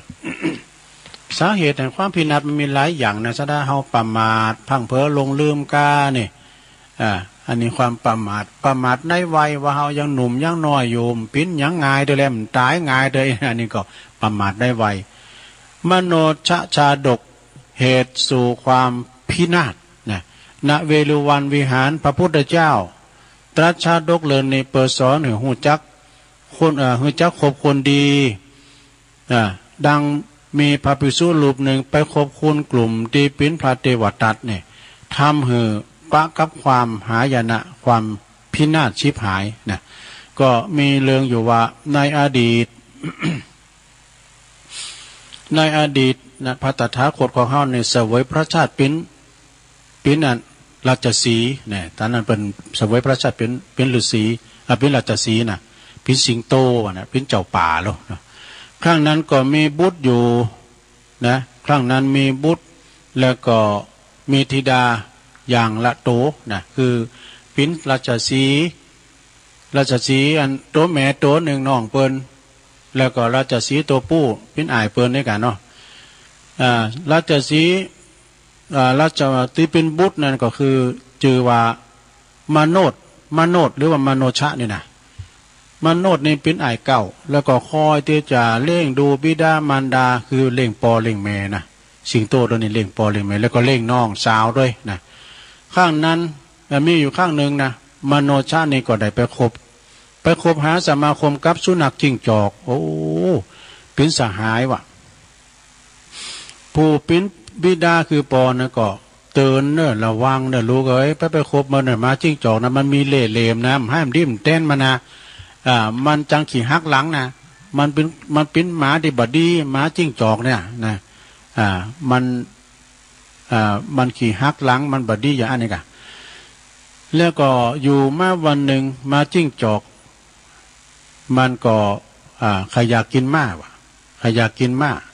จึงจวนราชสีห์ซึ่งเป็นกูสหายเนี่ยนะไปจับเอามาในเมืองปาราณสีมาเป็นอาหารว่ะแต่บิดาปอของเปิ้นเนี่ยเตือนบุตรน่ะเตือนแล้วอย่าจะไปทำเด้อมานะน้ำเจมาเขาธรรมดาน้ำเจมาจะบั่นธรรมดาสามัญชนนะมันเป็นม้าของพระราชานะเป็นม้าของพญาเจ้าเมืองนะไอ้น่ะจะพระเยนะลูกเนอะปรากฏว่าลูกราชสีห์เนี่ยก็ฟังไปโดยคบหาสมาคมกับมันมาจิ้งจอกนะปากันไปสังหารมาเตโตเอามากินว่ะนะแต่ว่ามโนชานีก็บ่เจอฟังกำปอเนาะเจอฟังกำปอก็ยังตามมาจิ้งจอกไปขโมยม้าของพระราชามากินหลายครั้งแล้วนะจนว่าโดนสังหารว่ะนะโดนสังหารสิงโตนั่นก็เลยโดนสังหารในที่สุดราชสีห์นะแล้วก็ราชสีห์ผู้เป็นปอบิดาเนี่ยหารวาลางของบุตรตายไปแล้วก็เลยออกมาว่าบุคคลใดนะก็เลยกล่าวออกมาว่าบุคคลใดก็ตามเนอะที่ไปคบกับคนเลวมาเป็นมิตรนะก็จะปะความพินาศความหายนะแบบนี้แหละเอาตนเอาตัวไปขอแลก็เลยตายนะในการละต่อมาหมาจิ้งจอกนะก็คือเป็นเทวทัตในการละบัดนี้นี่ราชสีห์มโนชานั่นก็คือภิกษุตีคบพระเทวทัตนี่เป็นมิตรแล้วก็ส่วนราชสีห์ผู้เป็นบิดานั่นก็คือเราตถาคตนั่นเองนะข้อคิดเรื่องนี้เพิ่นบอกว่าคบคนพาลพาไปหาผิดนี่ถ้าคบบัณฑิตพาไปหาผลนะก็จบลงไปเนอะสดาญาจบลงไปเนอะนิทานกล่อม ชาดกคบคุณพาลก็จะป้าไปหาพิษเนี่ยถ้าคบบัณฑิตก็พาไปหาผลอยู่ใน อันมงคล38อาเสวนาจะพาลันนังนะเนาะสถาครูบาอาจารย์ไปก็เกยเอามาเล่านะหลายตุนหลายองค์นี่เป็นนิทานธรรมเนอสถาญาติโยมวันผูกตุลุงก็เสาะมาแถมเนี่ยนิทานมันมีหลายนิทานคติธรรมนะสถาคติธรรมนำกรรมตีปิ้นจำปิ้นตีดีงามนิทานชาดกเนาะก็มาในธรรมเหมือนกันก็จบลงไปเอามาเตนทำเตวตูตังหาของหลวงพ่อมานิดเด้อสหามปะเฮ้ย สังก็ตามในเวลาเขาต้องการนะได้มาถึงแบบปะเฮ้ยกูเจอกระทำต้องการเดี๋ยวก็ปะเดี๋ยวก็ปะเนี่ยมันก็แปลกเหมือนกันเด้อไม่ใช่ว่าการทำเตวตูดนะทำอื่นก็เหมือนกันนะ เอาละนอตอนนี้เอานาสาระเรื่องน้ำเนี่ยโอ้ยน้ำนี่เป็นปัจจัยสำคัญนะไม่ใช่น้ำนองนะน้ำนองนั่นเราไข่แก่ไปเด้อทำความเดือดร้อนพี่น้องเจ้าบ้าน แต่วันน้ำนี่มันมีหลายอย่างเนาะน้ำจิตน้ำใจน้ำกินน้ำดื่มเฮิรนสามน้ำสี่ก็เป็นน้ำเหมือนกันนะเป็นนาสาระเรื่องน้ำของตุลุงธรรมเด้อพระครูพิสุทธิ์ธรรมสุนทรเป็นหมอบหมายถวายเคยว่าหลายเตือนะมึนๆไหนก่อนรอน้ำมากำหน่อยกะเอากำนกลืมแหว กำนกลืมแหวนะเนาะสถานเนาะที่จริงนี่เพิ่นฟังเพิ่นมีความจำก็นี่ตุลุงวาแล้วกำนี่ก็แม่เนาะเอามาทบทวนเนาะน้ำที่เพิ่นตอนรับแขกนั่นก็คือน้ำหยังน้ำห้อนน้ำชานี่เอามาตอนมารับเพิ่นนะน้ำห้อนน้ำชาน้ำที่เบิ้นไถให้ น้ำที่เบิ้นไถให้ไถนาเราคือน้ำบาดาลน้ำฝนฝนตกบุญฝ่าก็ตกลงมาก็เป็นน้ำที่จะต้องทำโสนทำให้ใส่หน้านะคือเป็นน้ำที่ว่าน้ำบาดาลนี่ก็อย่างหนึ่งน้ำบาดาลนี่ก็เปิ้นเอามา มากันกองมากินได้นะแต่น้ำฝนนี่ก็เยให้ใส่หน้าน้ำฝนเพราะว่ามาอุ่นใจน้ำหอยหน้าน้ำฟ้ามไหลมาหอม บางพองนี่เป็นเยนาด้วยเยนาน้ำฟ้าเนาะสมมติว่านาผันนางนาที่เป็นรอน้ำฟ้านะบดโตหวานกาพอตกป่องกว่านี้ ฝุ่นก็ตกมาสักเตยนะก็มันยังมานานตกเลยนะ ต่อไปน้ำอุทิศส่วนบุญส่วนกุศลก็คือน้ำหยาดเด้อศรัทธากันเวลาว่าเราจะไปทานอุทิศเนาะอุทิศบุญกุศลอันนี้แผ่พายยายบุญไปหาตั้งญาติกาวงศาที่เปิ้นลุ่มหายใจจากไปเนาะ เวลาว่าตุเจ้าครูบาอาจารย์เปิ้นปันศีลปันปอนเอวังโหตุนะก็เขาก็ฟังไปนะฟังไปมันเกิดความปีติโลครูบาอาจารย์เปิ้นจะหำบาปืนฟ้าพญานางและบท16จ้านฟ้า15จ้านดินเปิ้นจะหำไปหมดตัวจำตุนกับปอนข้าวแห้ง อย่างตุลุงทา กวางพอได้กินข้าวแต่ชั้นข้าวในตกวุ้งกันแล้วเนี่ยเนาะโยมคือมาตานกูข้าวตัวลุงฟังเตี้ยอันจะอันตานขันเข้านะจะอันทำบุญวันเกิดนี่แล้วก็ตานไปหาสัพเพสัตตาอีกอะเจ้ากรรมในเวรในบทตุลุงทาก็วายหน้ามันปันป้อนในปดโตปืนฟ้าพยานนะก็เขาปั่นเข่าวันนี้พอท่านเหนื่อยแล้ว ผมควายเงาก็ปันป้อนก็มือในแต่เนอปดปอนเข่าแห้งตุลุงทานี่ หำอยู่ฮะเนาะต้นมาหนึ่งเผื่อวานอายุวันโนสุขังบาลังในเข่าพอเย็น การเปิดวิยะถาวาลีวหายกับหยาดน้ำต้นหน้าในหลวงเด้อหยาดน้ำต้นหน้าหยาดน้ำให้ยะถาให้ผีสะพีให้คนเนี่ยครูบาอาจารย์ประวัติเนาะแล้วน้ำยังแถมน้ำทำให้คุณพระหมาดก่อนน้ำเหล่าไอ้มแล้วเฮ้ย น้ำเหล่านี่ก็คือมันจะว่าดีเหมือนกันนะเหล่ามันก็อยู่กับโขดมานะการแพ้มันกินมันก็อยู่ด้วยกันนะนี่นะ เปิ้นนะมันก็ดีอย่างนึงนะมันเปิ้นแป้งขันตั้งก้าเขาก็ขันตั้งก้าอ่ะเนาะการฟ้าผ่าก้าอ่ะเหล่านั้นเตอก็เปิ้นเจ็บแข้งเจ็บขาน่ะ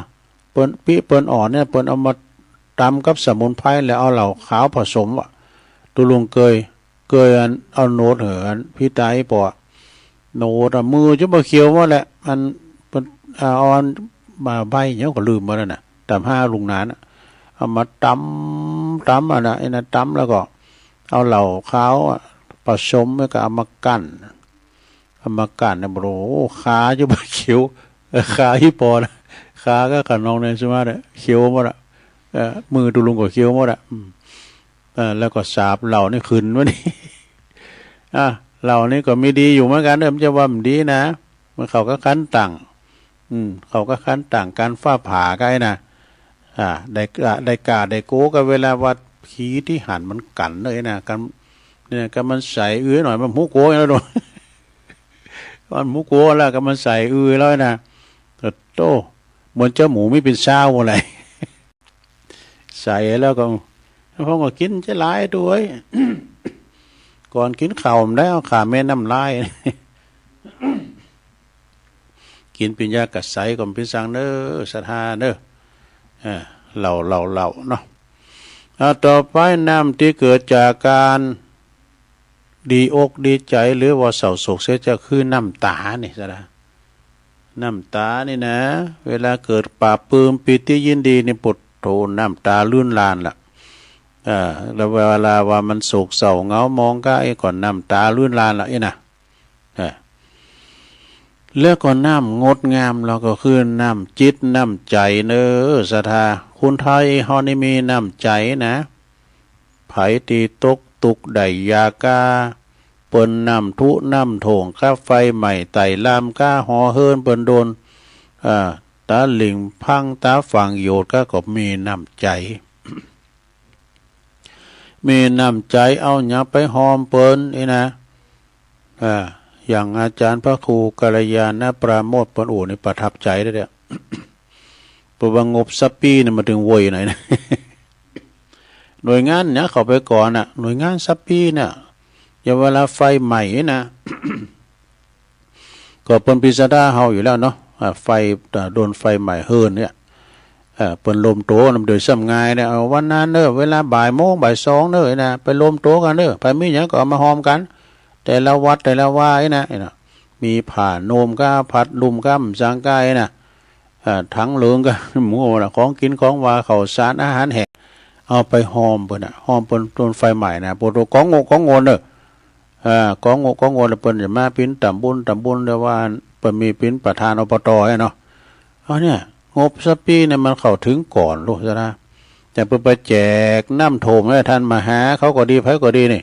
ท่านมหาสมชาตินี่พุทโธเพิ่นไปดีน้ำโถมนี่นะพระพมองก็ไปว่าเพิ่นนี่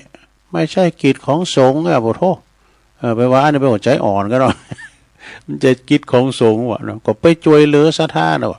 ก็เวลาศรัทธาตกทุกข์ได้ยากก็ตู้เจ้าไปช่วยเนาะศรัทธาเนาะ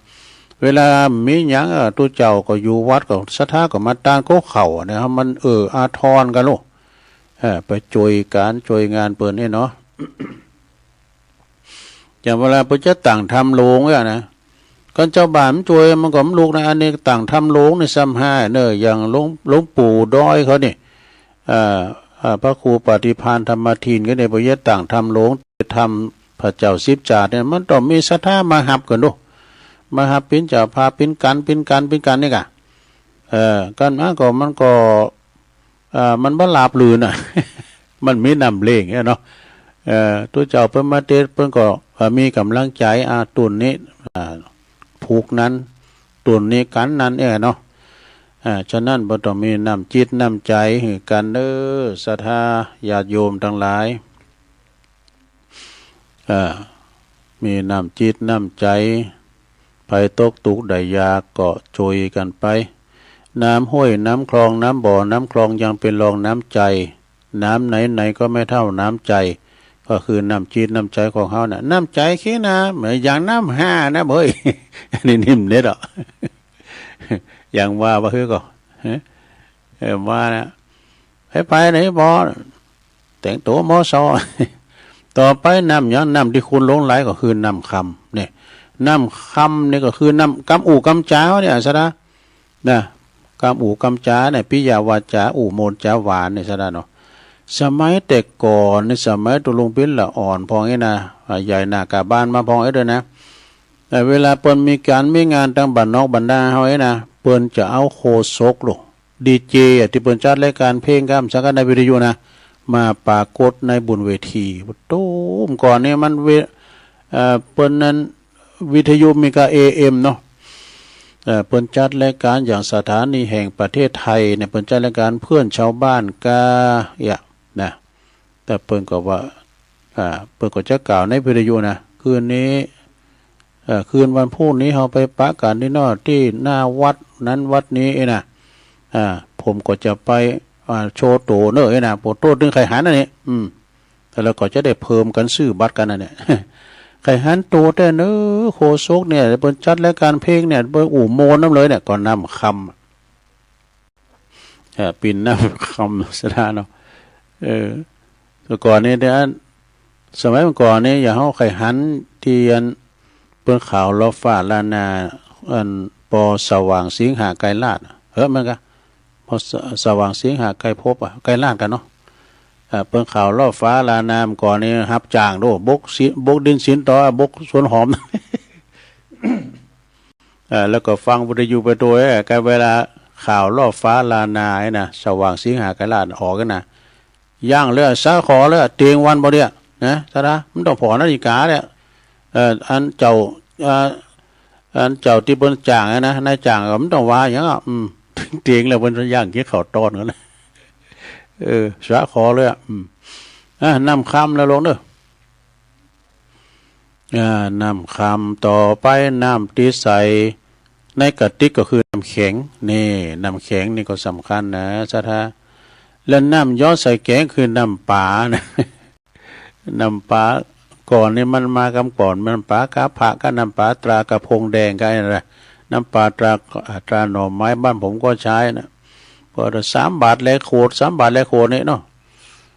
ตอนนี้โขด3 บาทเนี่ยโขดปั้นนี่นะ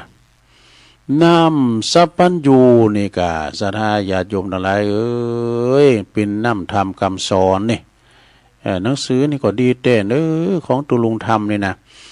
น้ำธรรมคำสอนขององค์สมเด็จพระสัมมาสัมพุทธเจ้านี่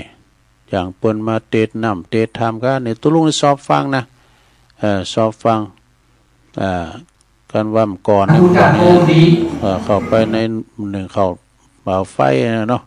จบรายการตุลุงก็เตียวไปโฮงโคกับฟังอาจารย์ท่านพระมหาวิษณุจารุธรรมโมในประสวดมนต์ประสวดมนต์แล้วประกอบก็นำมอง6 โมงเลยนะเราก็ฟังต่อในวิดีโอเก่า6นะโทษอันนี้เนาะนำธรรมคำสอนศรัทธาแล้วก็น้ำเจริญอันนี้น้ำเจริญปอนนี่ก็น้ำมนต์ว่ะน้ำมนต์นี่ก็น้ำพระพุทธมนต์นี่ก็เป็นสวดมนต์กันนี่เวลาว่าพระจะมาเอาน้ำมนต์นะบทลูกันเด้อ แล้วน้ำสุดท้ายวาระสุดท้ายคือน้ำบะเป้านี่สนาญาติโยมน้ำบะเป้านี่น้ำแห่งความบริสุทธิ์นะตักก็เต็มไม่ตักก็เต็มคือน้ำบะเป้าสุมาเดโยมเนาะเวลาว่าเปิ้นจะเอาขอนขึ้นบนกองฟอนน่ะสุดท้ายอาบน้ำครั้งสุดท้ายคือเอาโฮดเปิ้นนี่น่ะเอาน้ำบะเป้าโดนล้างหน้านะเป็นน้ำที่บริสุทธิ์มีสิ่งเจือปนน้ำบริสุทธิ์แต่น้ำเปล่าเนี่ยนะนี่อันนี้ก็เอามาเสนอศรัทธาญาติโยมทั้งหลายแล้วมีหน่อยว่าก่อนที่คุณจะทำลายภัยนะจงไตร่ตรองพิจารณาโดยใจยังไงเขาก็ยังมียังไงเขาก็ยอมมีความหู้ซึกหรือมีหรือที่เขาจะยอมหือคุณทำลายโดยบ่มีการตอบโต้ อันนี้ของตุลุงธรรมอันนี้บทเนียมกรรมในสถานี่ก่อนเน็ตเหมือนกันเข้าวัดการเข้าวัดของคุณบางประเภทนี่มันเหมือนกันโน่นซะนะ เข้าวัดเข้าว่าบางคนนี่ก็เข้าไปเมื่อขอขนมก้าขอห่อหนึ่งก้านะมันมีเป็นธรรมดาขออันนั้นอันนี้บางพองก็ไปขอซื้อของเก่า บางพองก็จะไปงัดแงะลักขโมยนะบางคนก็มีการลดเนี่ยไปหันไปนี่อย่างอาจารย์หลวงพ่อพระครูสุจิตานุรักษ์หลวงพ่อใหญ่เขานะวัดพระบาทอุดมปนอูวันนั้นนะ ก็มีคุณมาเข้ามาเนี่ยมันก็กาได้เนาะกาเข้ามาขอหลวงพ่อจะไปละปูนนะชัดตังก็ลดก็ลาบ่มีขอเมตตาเบื้องใบบุญหลวงพ่อก็เพิ่งกาขอก็หืดได้ในหืดถึง300ก็ว่าไปถึงบ่ถึงบ่โอถึงก็ล่ำละปูนบ่หน่อยครับนั่งรถโดยสารบ่นี่น่ะเนี่ยเพิ่นมีน้ำใจเนาะเนี่ยศรัทธาญาติโยมคุณมันมีหลายประเภทที่ถ้าเข้าวัดเข้าว่านะบางพองก็มาขายหวย มันจะมีกุฏิเนาะ อาการเข้าวัดบางคนบางประเภทเนี่ยเขามาเพื่อเลื่อมใสศรัทธานี่ อันนี้ดีเนี่ยเขามาเปิดเลื่อมใสศรัทธามาไหวพระนบธรรมมาสนทนาธรรมกับสาธุเจ้าพระเนรเขานะแล้วก็มาปฏิบัติปัดกวาดไปนะบุตรซ้ำได้บุญเนี่ยล่างห้องน้ำห้องโสมกันนี่จิตอาสาพอเจอคุณดีคุณงามนะขึ้นมาลุงเจ้าขออนุญาตนะเจ้าเจ้าหือโยมจะทำบุญอย่างจะขอมาล้างห้องน้ำโอ้โหใครมาถึงวันเลย ล้างห้องน้ำมาเปิ้นก็ว่าทำที่เปิ้นใครทำก็น่าเปิ้นว่าอันนี้สูงแห้งนะสถานเนาะพองก็เข้ามาขอก็เนาะแต่เลื่อมใสเนี่ยมาด้วยความเลื่อมใสก็มาทำบุญก็ขอว่า7 วันก็มาด้วยนะเนาะ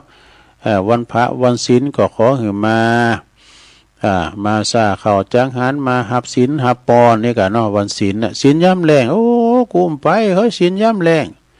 ความจริงเนี่ยมันศีลเหมือนกันอาจารย์แต่ศรัทธาจะเป็นแรงนำใจกันเนาะ วันศีลกลางวัดสาตุเจ้าก็มีเตาเก่าพันเนนก็มีเตาเก่ามันศีลแรงศีลย่ำอ่องสาก็มีเตาเก่าก็เพิ่งก็ชั้นครบชั้นเหมือนกันนะเนาะนะเข้าวัดเพื่อมีความเลื่อมใสศรัทธาเอาต่อไปเข้าวัดเปิดปูจ้าเข้าตุ่มขนมนี่อันนี้ก่อนพี่เนี่ยนะของบุตรของเนานะตุลุงบนก็ตื่มจะค้างด้วยสลากหักไม้มันก่อนโอ้ยกองงนเนาะก่อนนี่ทุเจ้าพันเนนเขาเนี่ยปนเกิดไว้เกินนะปิดตูวิหารกันน้ำก่อนเนี่ยมันกันกันเนาะที่ต่างบ้านต่างจ้องกันเปิ้นก็มากันเนี่ยมาขอกินที่มันเนี่ยขนมก้ามแซงก้าน่ะตุลุงก็เคยไปรู้ด้วยนะไปกินสลากเนี่ยต้มยำมากวาดตีนขยอนพินวายาจกว่าพินดีดูลงตุลุงไปยำถูกยำถูกถ้าห่อหนึ่งเนี่ยนะเขายำมากวาดตีนเนี่ยขยอนพินว่าปูดจกยาจกเนี่ยเปิ้นก็จะเอาไปกินเนี่ยค่ะตุลุงจะเอาตุลุงสหากะอ่อยแล้วเพื่อกวาง สหากะอ่อยเพื่อกวางว่าการเปิ้นปล่อยได้นะปุถโธขนาดแหละอันเนี้ยคือไปปูจ้าขอตุ่มขอนุ่มก้ายนะของบุตรของเนาเนี่ยเปิ้นอนุญาตก็มีบาปนะลงเด้อเอาไปเถอะมันของบุตรของเนานะแล้วก็เข้าวัดเปิดสังคมจับตาพอนี่สังคมจับตาพอเพื่อก็พอก็พอให้บ่ดีเปิ้นจ้ะบางพองก็ไปวัดตีซุมโซนย่าเนาะคุณหลายพองก็จะไปโอดนะเกี่ยวแหวนแสนสิ่งใส่สอยใส่ยองไปนะ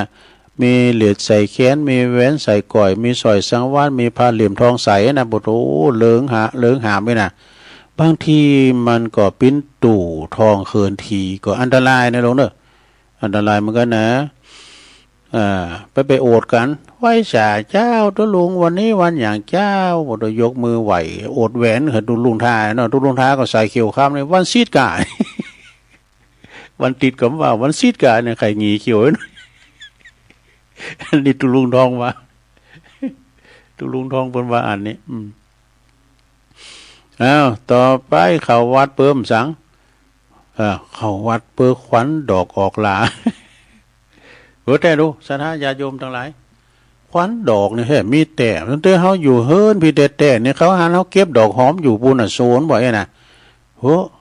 เจ้านี่หันอยู่ปูนเนี่ยเดี๋ยวนี้มาพี่น่ะเนี่ยเปิ้นว่าทำเตก็จิตเฮาสอดควันเฮาลาโดเปิ้นหันควันดอกเฮาเนี่ยไปบางสกุลน่ะเด้อบางสกุลดิบเลยน่ะเปิ้นว่าน่ะอันนี้มก่อนนี่ไผเล่าฟังเนี่ยโอ้เปิ้นไปขายโคต่างจังหวัดไปทางกรุงเทพพุ่นน่ะแล้วเปิ้นจอดรถไว้กับที่ชุมชนแล้วเปิ้นเที่ยวกายหน้ารถไปเนี่ยเปิ้นหันทางกระจกนะเปิ้นเที่ยวกายน่ะก็เป็นคุณบ้านเฮาได้น่ะคุณบ้านเฮาได้มันมาหยังพี่มันเต้นได้ถามกันมั้ยก็มาฮู้ข่าวกันเปิ้นตายไปซะล่ะเนี่ยแล้วอันนี้เปิ้นมันจะเป็นร่างสังหรณ์ก็ว่าได้เนาะก็มันจะว่าไปเจอโทรไปนะซะนะเดี๋ยวจะไปเจอโทรไปเนี่ยฟังหูไว้หูเป็นร่างสังหรณ์ไก่ลอยกระทงสักวันก็จะเปิดเพลงกระทงหลงทางขวัญดอกออกลาเด้อลงเด้อ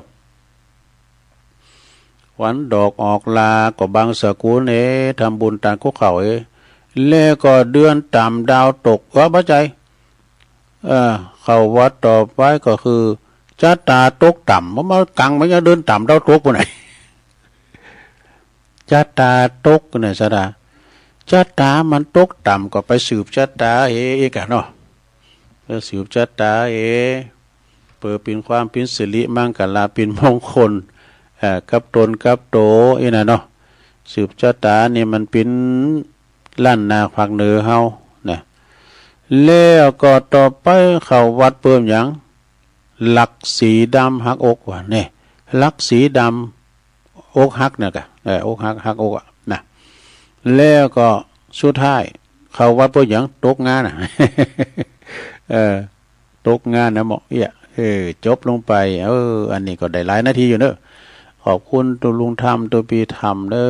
อวัดบ้านใหม่กำหม่อมทองการเข้าวัดของคนบางประเภทนี่นะแล้วนี่ลำยาเท่านี้โอ้เวลามีอยู่เนาะเวลามีอยู่ให้หน่อยอันนี้คติเตือนใจว่าอันนี้เป็นว่าทำงานเอาหน้าฆ่าเพื่อนไม่ให้เกิดว่ะไปมาความมาคือทำงานเอาหน้าฆ่าเพื่อนไม่ให้เกิดเชิดชูเกินความเป็นจริงวิ่งหาแต่ผลประโยชน์อย่าคบอันนี้ก็เป็นคติธรรมเด้อมาเล่าสู่จู้กันฟังของคติคำคมตุลุงธรรมพระครูพิสุทธิ์ธรรมสุนทรสักวันก็จะเอาของท่านพระอาจารย์นิพนธ์วัดดอยพระธาตุดอยสะเก็ดเนี่ยเพิ่นถึงมอบหมายเหรอเนี่ยเอามาเราสู่จูกันฟังเนาะศรัทธาต่อไปก็จะได้ประกาศข่าวสารงานบุญสักหน่อยกันเด้อศรัทธาเด้อประกาศข่าวสารงานบุญแล้วก็จะได้ตักกันตั้งลายเปิดสายหน้าไมค์ศรัทธาได้โทรเช็คคืนกันไปน่ะเนาะวันนี้เราเนศรัทธาวันเสาร์นะที่25นะก็เพิ่นจะมีงานทอดกฐินที่วัดฝายหินเด้อมชนะเพิ่นจะทอดกฐินสามัคคีที่วัดฝายหินเนาะในเมตตาธรรมอาจารย์พระครูสมุวิสุวัตรวรกิจโจนะตุปีหนุ่มตุปีโยครับอาจารย์สมัครเขานี่พันเนนเขาเป็นหลายเนอะศรัทธาเนอะก็ที่ต่างแห่งสถานีในองค์ขลงในเมืองก็ฟังแนวทุกคืนนี้เป็นแม่เบ็ดใหญ่ก็แล้วเนอะไปกว่างไปไกลแถวหลายด้อยแถวติดปุ่นดูปางกว่างโอ้ลายกะเจียงดาววะดูปางเฟิงกะปางเฟิงปางโม่วะดูเปิ่นก็จะทอดกฐินในวันเนี่ยนะวันที่25ที่วัดฝายหินเนอะแล้วก็มีหลายวัดอยู่เนาะแล้วก็วันที่26พวกนี้ก็กฐินที่วัดพรหมมงคลท่าล้อเนอะนะอันนี้ตัวปีหนุ่มเขาบอกจะไปถ่ายทอดเสียงด้วยนะตัวปีหนุ่มเขาเนี่ยเปิ่นนั้นเปิ่นเป็นประธานในการถ่ายทอดเสียงแล้วก็วันที่31ตุลาเนอะ31ตุลาก็ที่วัดเหล่ามนทาทิพย์ด้วยเนอะตุปีน้อย ท่านอาจารย์บรรพตนี่ก็จะมีตอดกฐิน31 ตุลาแล้ววันนี้เหมือนกันเนอะวันที่25นะที่วัดป่าไผ่บ่อทองเนอะป่าไผ่บ่อทองนี่เพิ่นก็จะมีตอดกฐินในวันนี้เนอะวันที่25เนาะเพราะว่าเพิ่นจะมีงานวันเนี้ยป่าไผ่บ่อทองก่อนในเมตตาบารมีธรรมหลวงปอพระครูพุทธิธรรมลักษณ์แล้วก็ท่านพระครูท่านพระอาจารย์สมเพชรปัญญาโนเนอะละแวกไก่เคงก็ไปปากันไปกินแปดตาลรวมกันไก่หิมกันเนาะวัดป่าไผ่บ่อทองอยู่ปุ้นดอยสะเก็ดปุ้นเนอะแล้วก็ต่อหันมาก็วันที่31 ตุลานี่วัดบรรพตสถิตเนี่ยบนปลอดกฐินน่ะวัดบรรพตสถิตนี่ก็จังหวัดลำปางพุ่นเด้อในเมตตาธรรมอาจารย์ท่านพระมหานพดลสุวรรณเมธีเปิดปิ้นเจ้าคณะอำเภอวังเหนือเจ้าอาวาสวัดบรรพตสถิตเนอะแล้วก็ท่านพระมหาสมชาติชาตปัญโยจะมีการตอดกฐินในวันที่31เนอะแล้วก็ต่อจากหันนี่ก็วันที่27เนาะ27นี่ก็ตอดกฐินที่วัดม่อนจอมพอและวันที่29ก็บ่จัดตั้งธรรมโลงนะที่วัดหลวงปู่ปฏิภาณธรรมทินเด้อปุ่นน่ะเวงป่าเป่าปุ่นนะปีนี้เพิ่นจะเทศน์ธรรมพระเจ้า10 จาดนะศรัทธาก็ไปฟังกันเด้อที่หลวงปู่ดอยเขาเนาะต่อจากหันก็วันที่1ก็พฤศจิกาเพิ่นก็จะตอดกฐินที่วัดพระธาตุดอยหล่อเนอะวัดพระธาตุดอยหล่อนี่ก็อาจารย์จิตอนาลโยเจ้าอาวาสเนาะแล้วก็เมตตาบารมีธรรมหลวงพ่อพระครูพิสิทธิ์พิพิธการหลวงพ่อใหญ่เพิ่นจะมาเป็นประธานในการตอดเวลาบ่ายพุ่นเนอะเวลาตอน9 โมงนี่เพิ่นจะไปตังวังจำปาพุ่งก่อนก็หาปีไหนเพิ่นตอดหลายตีเนอะปีไหนเพิ่นตอดหลายวัดแล้วก็ต่อจากหันก็ตีวันที่1เหมือนกันเนอะวัดหนองเหงเนอะเปิ้นก็จะตอดกฐินในวันที่1นะวัดหนองเหงก่อนในเมตตาบารมีธรรมอาจารย์พระครูวรธรรมนาถเจ้าคณะตำบลสันติสุขเจ้าอาวาสวัดหนองเหงเนอะอันนี้แฟนคลับเปิ้นหนัก FC เปิ้นหลายเปิ้นจะมากันหลายเนอะที่วัดหนองเหงวันที่1นะไปสืบชะตากันเนอะต่อจากหันก็ วันที่2ก็วัดใหม่มีโชคหอมบุญเนอะ ของหลวงพ่อมานิษฐาวโลชงเจ้าก็19 รูปประจัดต้านสังต้านตุ่นเงินกันตอนบ่ายก็จะมีการตอดกฐินเนอะพระสงฆ์5 รูปนะพลตำรวจเอกประจวบวงสุขก็เนอะอันนี้นะเปิ้นมาเป็นประธานนะที่วัดใหม่มีโชคหอมบุญเนอะป่าไม้แดงดอยสะเก็ดวัดป่าไม้แดงตุปีเป่งก็นะเอาไว้ไหนนะตุปีเป่งเขาก็มีนะวัดหยังก็ไพศาลสว่างนี่ก็ไพศาลแสงสว่างก็นะมันเขียนไว้นะมันลืมไปนะบุจะโทรถามหลวงพ่อมณิตครับแล้วตอนนั้นมาก็วันที่2ทำกรรมวันที่นี่กันเนาะวันที่1ข้ามไปวันที่1ในวัดสันไขยอมเนอะวัดสันไขยอมก็พระอธิการแจ้งสุทธิจิตโตวัดสันไขยอมก็ห้วยทางนี่นะวันที่1เหมือนกันเนอะจะตอดกฐินท่านอาจารย์ออสเขาเนี่ยนะแล้วก็วันที่3ที่4พฤศจิกายนนี่เปิ้นตั้งธรรมโลงเตธรรมมหาจารย์เวสสันดรชาดก13การที่วัดศรีไซมูลวัดกู่ไร่มือเนอะวัดศรีไซมูลกู่ไร่มือในเมตตาธรรมท่านพระอาจารย์พระครูสิทธิกิตยาภรณ์ท่านเลขาเจ้าคณะอำเภอดอยหล่อรองเจ้าคณะตำบลยางครามแล้วก็ผู้อำนวยการโรงเรียน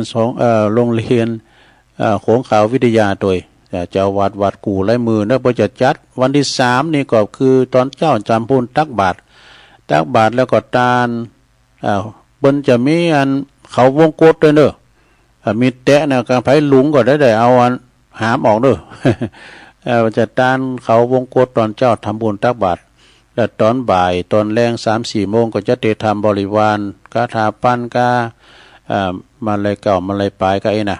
แต่วันที่สี่เนี่ยเริ่มแต่5 โมงเตะทำ13 กันตลอดถึงคืนบ่เนอะตีวัดกูและมือก็ฟังกันเนอะปากันไปแล้วตอนนั้นมาก็วันที่5 พฤศจิกาก็วันเดินยีปิงพอดีก็เปิดจะมีงานยกยอชัดพระธาตุเจดีย์เนอะที่วัดใหม่หนองหอยนะอันนี้ก็งานบุญใหญ่เนอะหลวงพ่อก็ไปตุลุงก็ไปในวันที่5 พฤศจิกาเนอะที่วัดใหม่หนองหอยตำบลสันติสุขอำเภอดอยหล่อนี่นะในเมตตาธรรมอาจารย์ท่านพระครูสังวรยติกิจพร้อมด้วยคณะสงฆ์และคณะสัทธาโอ้บ้านเปิ้นกว้างพี่น้องใต้ก็นักเด้อที่วัดใหม่หนองหอยเนาะความจริงนี่กฐินนี่ก็มีหลายวัดเนอะสัทธาเนาะมีหลายวัดแถมวัดหนึ่งก็ที่วัดวัดป่าปีเนอะอันนี้วัดป่าปีล้างหรือว่าวัดพระเจ้าอมลิ้นตำบลศพแม่ขาอำเภอหางดงจังหวัดเชียงใหม่เปิดจะมีตอดกฐินเนอะเปิดบริณปฏิสังขรณ์วัดวาอารามสุสมลงไปเวลา2 โมงแรงเนอะบ่าย 2 โมงนะตีวัดป่าปีล้างวัดพระเจ้าอมลิ้นนะคุณสมบัติมณีรัตน์เป็นประธานในปีนี้นะซึ่งก็ชมรมสกายร่วมใจนะ60ทั้งหลายก็ไปเนื้อไปลมกินลมตาลกันนะตุลุงก็เป็นหนึ่งในชมรมเพิ่นนะตุลุงทำได้ไปก็มื้อนี้ผมได้ไปก็เปิดนะประกาศของเพิ่นเนาะประธานท่านประธานขุนแผนสกาย1ฝากประกาศมาเน้อวันที่2เน้อวันที่2ตอนบ่าย 2 โมงนะที่วัดป่าปีล้างพระเจ้าอมลิ้นเน้อศพแม่ขาสุดต่อไปสุดท้ายก็วัดห้วยอ้อเน้อตำบลน้ำดิบอำเภอป่าซางเพิ่นจะตอดกฐินวันที่2 พฤศจิกายนเน้อวันที่2 พฤศจิกายนนะในเมตตาธรรมอาจารย์ท่านพระอธิการบุญนักวรปัญโยเจ้าอาวาสฝากประกาศมาก็คือได้รับเมตตาจากท่านดร.ประพันธ์แก้วเก๋ลุงใจจะปามิตรรักแฟนเพลงวงตังการันตีเนี่ยไปลงกินลมตาลกันวัดห้วยอ้อในวันที่2 พฤศจิกายนอันนี้ก็เป็นข่าวสารงานบุญต่างๆเด้อสัทธามาเล่าสู่จู้กันฟังนะเดี๋ยวกันเด้อจะตักตังลายก่อนเนาะสัทธาเนาะวันนี้เป็นวันเสาร์ก็เดี๋ยวจบจากตุลุงก็ฟังเสียงธรรมจากวัดจันทร์ท่านอาจารย์นิคมเนี่ยเปิ้นจะมาเข้ารายการเนาะตักตังลายก่อนเนี่ยมันนานเฮอนะเปิดมาต้มเจ้าเปิดลาไปต้มเจ้าเหมือนกันนะขอซับตุลุงนะเพราะว่ามันนั้นข้อมูลมันหนักอีว่ามันก็ไม่ได้ลบก็มจางกันอยู่เนี่ยเอาไปลาดมันเอาละต่อไปก็มีแม่อุ้ยจันเนอะแม่จันเลื่อนใสแม่จันเลื่อนใสก็ตักมาตังลายโยมจากดอยน้อยพัฒนาหนองหานสันทรายเนาะและอาจารย์สมุวิศววัฒน์วรกิจโจโดยเนอไหวสาครับเนาะไม่ลงสายฝนจันกุลนะเป็นน้องหลายปิ้งน้องผักขาวก็ตักมาตังลายไปตั้งพระครูเก่าโดยเนออาจารย์ชัยทองขันโดยเนาะโยมยุพินหอมมาลาไปหน่อยฟังจากบันไม่โยกโดยพร้อมกับยายซิวโดยนั่นแล้วก็มีโยงยุทธมาในวันนั้นปะกันนั่นเป็นอย่างเด้อเปิ้นต่างอกต่างใจมาแอวหานี่โตเจ้าภาพมันอยู่ไปตานกฐินปนติวัดอินทคินเหมือนกันแล้วก็แม่ครูธัญญาทองอิ่มด้วยเนออันนี้นะเปิ้นก็กศนเนาะวิสาวคุ้มตะวันนะจาก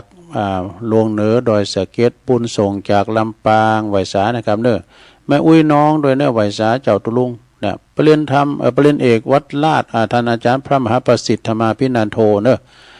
วัดจังกำไหวสานะครับเนอเพิ่นฟังตลอดนะอาจารย์ท่านพระมหาประสิทธิ์มื้อเนี่ยเพิ่นก็จะออกรายการอยู่นะจะจัดรายการวิทยุอยู่โยมกนกพิชัยนาเนอจากห้วยงูนในฟังตุลุงอยู่เจ้าแล้วก็โยมนวลสิริหินเขียวฟังอยู่โอ้อันนี้ปอกแก่เสียวปอกแก่เก่าเนอะปลงสุเมธอินตะแก้วจากสันกำแพงคาไปดูฟังอยู่ แล้วก็มีกลุ่มคลื่นสีขาว155แม่สีทอนจากแม่ของต้วยแล้วก็แม่สิรินทิพย์บุญเลิศจบสดาเตอมันนั้นโผก็มีเนอะแต่เป็นตักบรรดาคอสซูมาโดยเนาะสดาแล้วตอนนี้ไปก็มีเวลาเล็กน้อยก็จะเปิดโอกาสให้ศรัทธาได้โทรเข้ามาเนาะโทรเข้ามาดี0899555606ตักมากันหรือว่าจะโทรเบอร์เป็นการที่ว่าเช็คคืนเช็คซ้ายก็เจิญกันได้เนอะเจริญปอน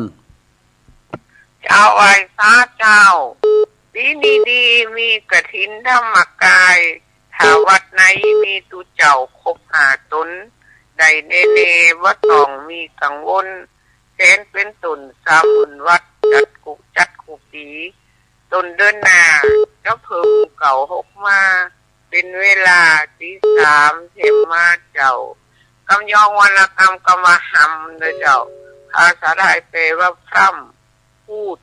คุยนะเจ้ากำยองกำเมืองแปลว่าอู่บาลีแปลว่าบรรยายเจ้าไว้สาเจ้าเจริญปอน